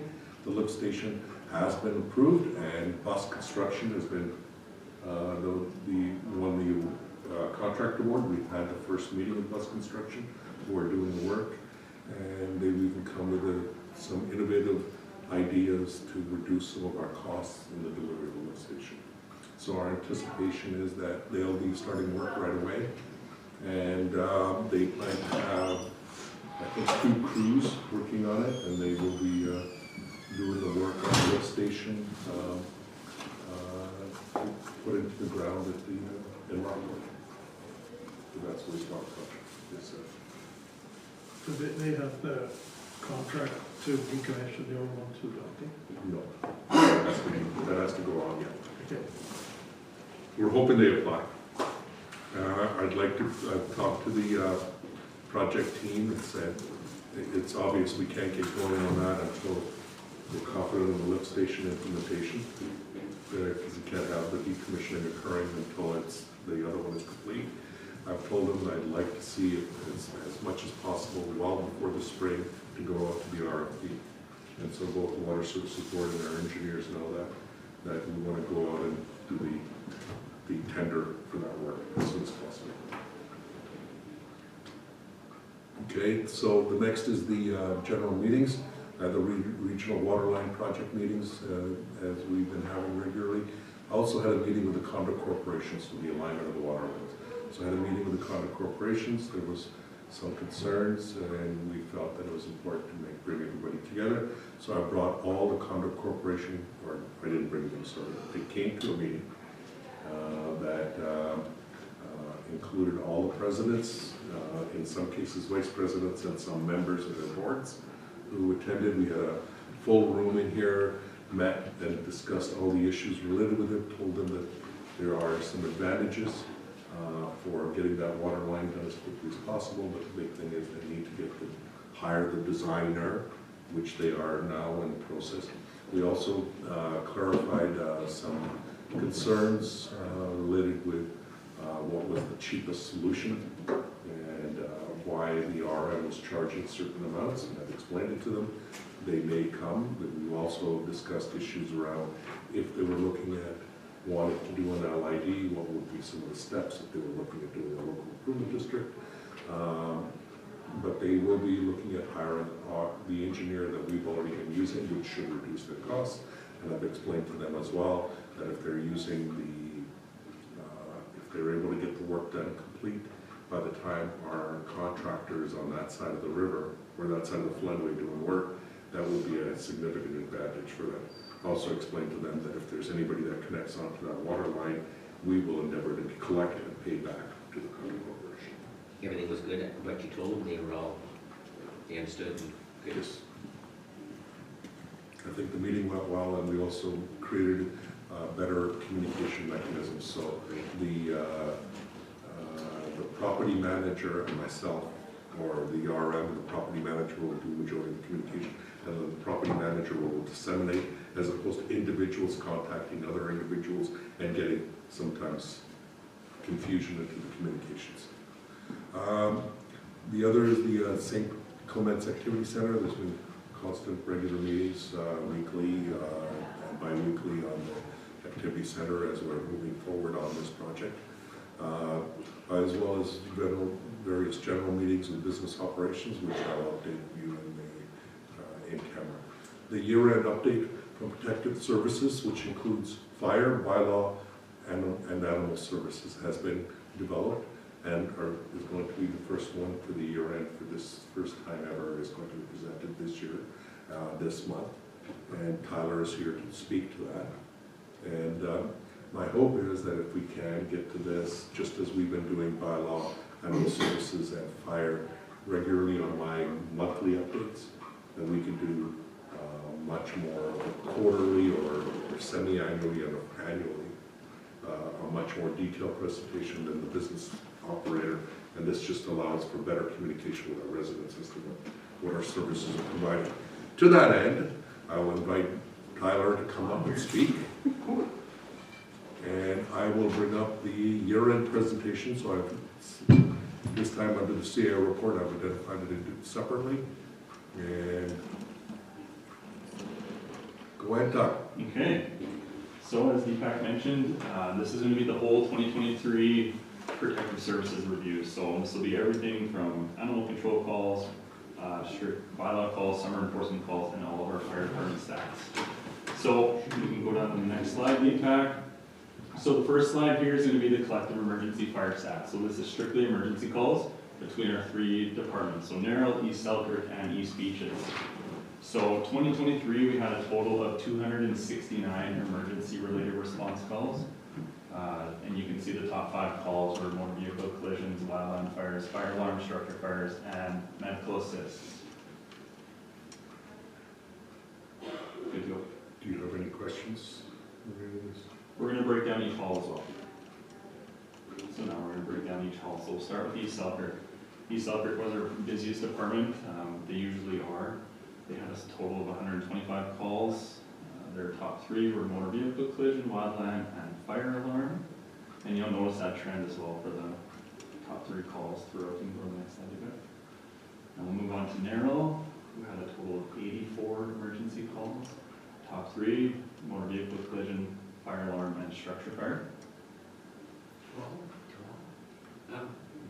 do we know of the fire alarm, because it seems to be, was it in East Selkirk as well? I think it was one of their top. Do we know that it's something active each time, or is it a lot of it, they go and it's just a false alarm? I can get you the actual stats, but Not a big deal, just, from what I understand, is a lot of it is a false alarm. okay. And then East Beaches had 60 calls, 13 wildfire, 12 motor vehicle collision, and again, 8 false alarm, well, fire alarms or false alarm. Go ahead, Dave. What's the question, sorry? Questions? Yeah. So, out of that 60, is that St. Clements or is that both areas? That'll be combined. All combined? Yeah. Okay, so it's just not St. Clements, it's the other RM too? Correct, yeah. Yeah, No, that would be okay. correct, yeah. Yeah, thank Yeah. you. So a couple of good key points here. Our average response time was 12.53 minutes.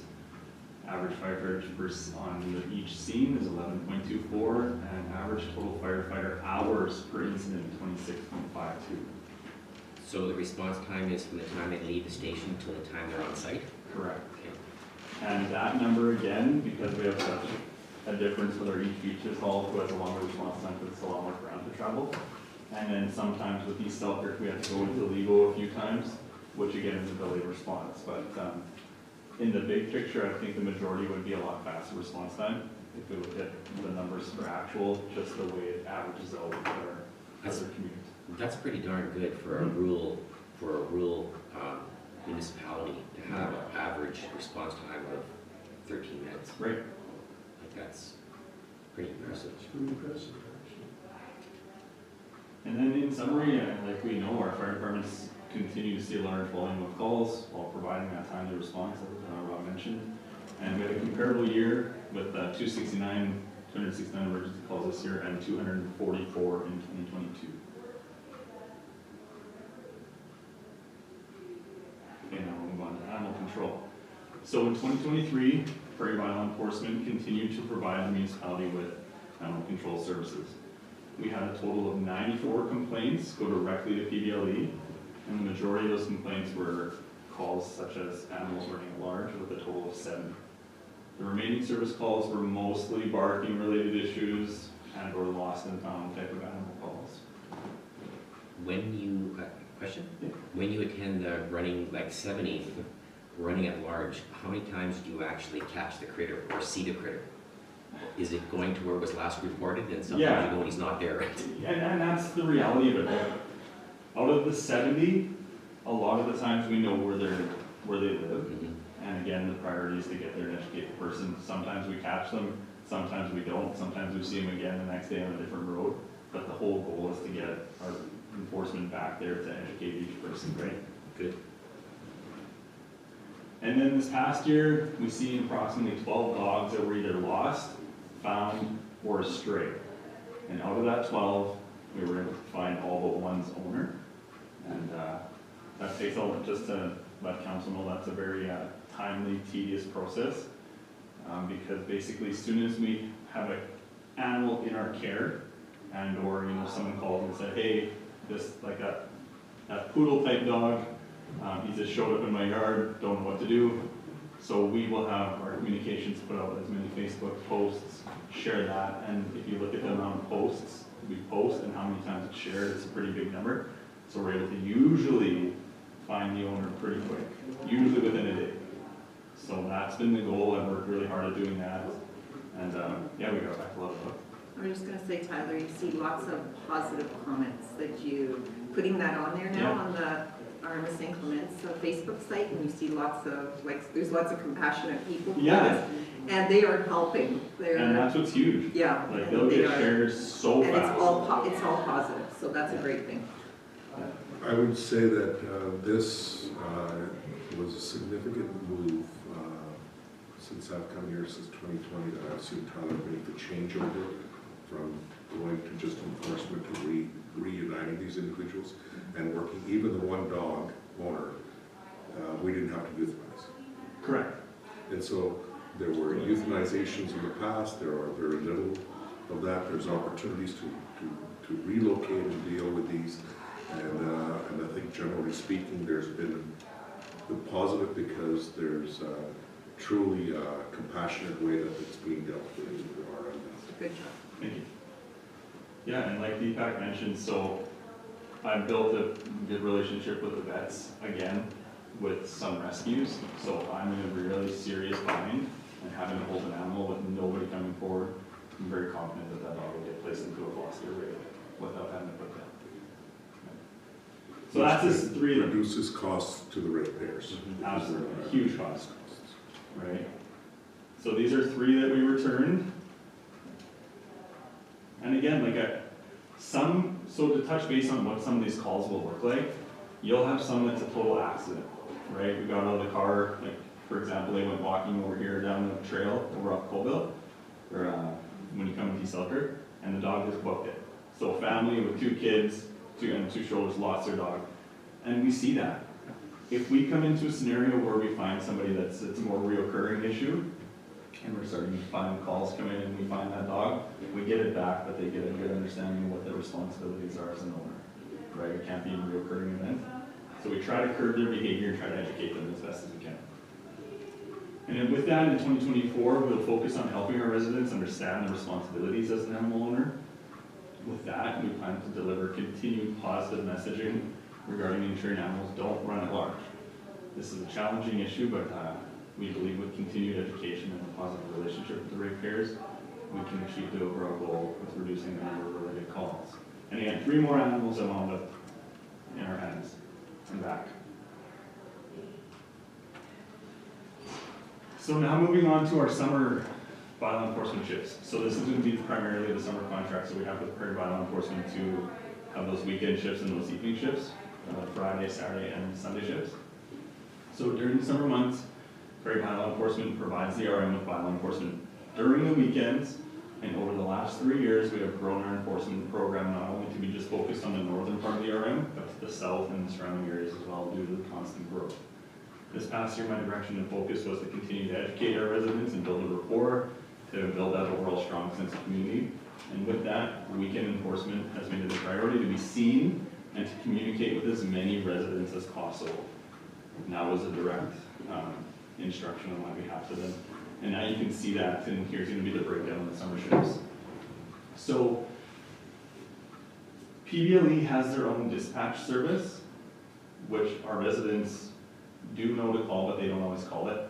So they receive 24 calls for service directly. Now what that really looks like is if you're in Grand Marais, for example, or Lebo, or anywhere else, and you're wondering, who do I call? Some people know Prairie Bylaw, so they're just going to Google bylaw enforcement and apps, it's going to come up sometimes, and they call them directly. There's also times when they're going to phone me on the weekends and I dispatch all the calls. So 24 calls for service directly to PBLE from our residents. And out of that 24, we had 22 off-road vehicle issues. Sorry, that's not directly out of the 24 calls. But we had 10 burning complaints, 8 parking, and I think that says 9 notes. And roughly 298 public contacts. And again, I can't see that far, so my apologies.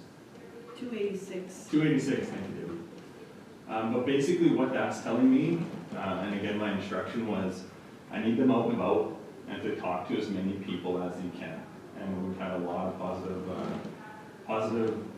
comments and feedback throughout the summer with just the fact that Prairie Bylaw's officers are actually out talking, walking, communicating in person, which I think is a very important aspect of bylaw enforcement. So that's the summer shifts, if anyone has any questions. Seems better in the beaches area, you notice it, you see them out more like you said. Right. Yeah, they're more vigilant. And with that, just about every Friday throughout the summer, I'll have a list of issues that I might potentially need to be dealt with on the weekend, and I'll send Prairie Bylaw a very detailed description of where I need them to be, what they need to do, what they need to say, and how they need to react and deal with the situation. So that's a regular occurrence all summer, just my instruction and direction. And that's where I touch base back on the whole south end thing. I have them coming they're usually coming from the south or the north part of the city, East St. Paul, and I basically created a map and an area where I think there needs to be a presence, and they're going to come that way and kind of detour when I ask them to get to the north. So they're not just going straight 59 up north anymore like we used to. We're gonna spread it out and get the cars seen and just try to, again, communicate, right? So that's the summer program. Now moving on to the day-to-day quote-unquote law enforcement calls, which I will say that is me. So over the last year, we received 144 complaints that were logged directly with Service Tracker. Residents are also free to contact me directly via email or by telephone to make complaints or to simply talk about issues they're facing and how to resolve them in a non-confrontational manner. Out of the 144 calls, we have a big pile of other, which means if we really look back and listen in on the calls that we receive on a day-to-day basis, they're kind of all over the place sometimes, and I just directed the staff, put it to other and just fire it off to me, and then I'll dig deep and figure out what the actual issue is.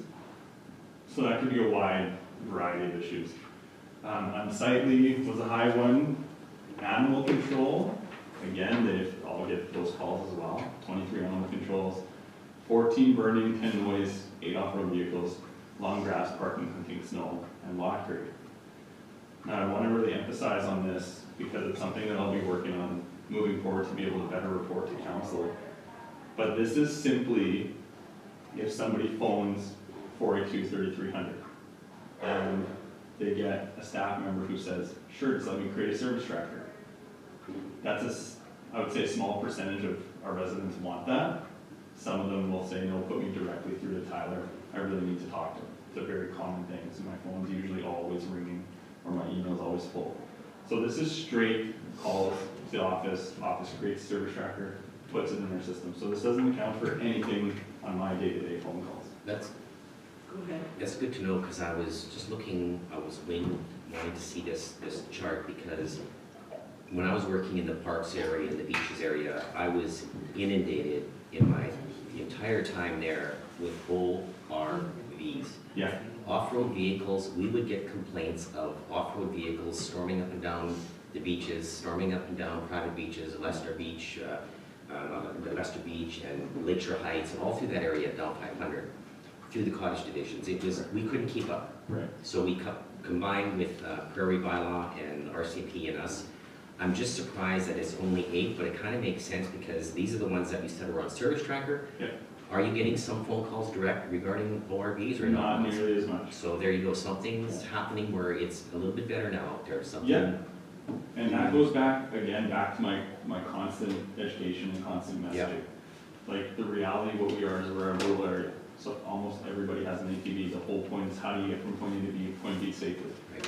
So with that, I also have coordinated many times RCMPs to help us with patrols with their new side-by-sides and whatnot. And they'll meet up with Prairie Bylaw and they'll patrol the area. So it's just constant, right? Good. But with that, my calls are drastically down with it. And that's it. So I think this gives a sort of overall picture. It's something to start as the part of the process. As we get more and more into sharing this kind of information, they'll give our owners opportunities to be able to drill down even further as we move forward. Any other questions? Very good. Very good. Very good Yeah. detail. Cool. Thank you. Yeah. Thank you, everybody. Thanks for sticking around. Thanks, Thanks man. for hanging around. Okay, see you later. Okay, talk to you later. Take care, Have a good everybody. evening, yeah. Sure. Grab our food before it gets cold. Resolved that council recess the regular meeting and go into in-camera to discuss legal and personnel issues, and further be resolved that all matters discussed are to remain confidential as per section 83(1)D of the municipal. Moved by Councillor Horwath, second, please. Councillor Strang.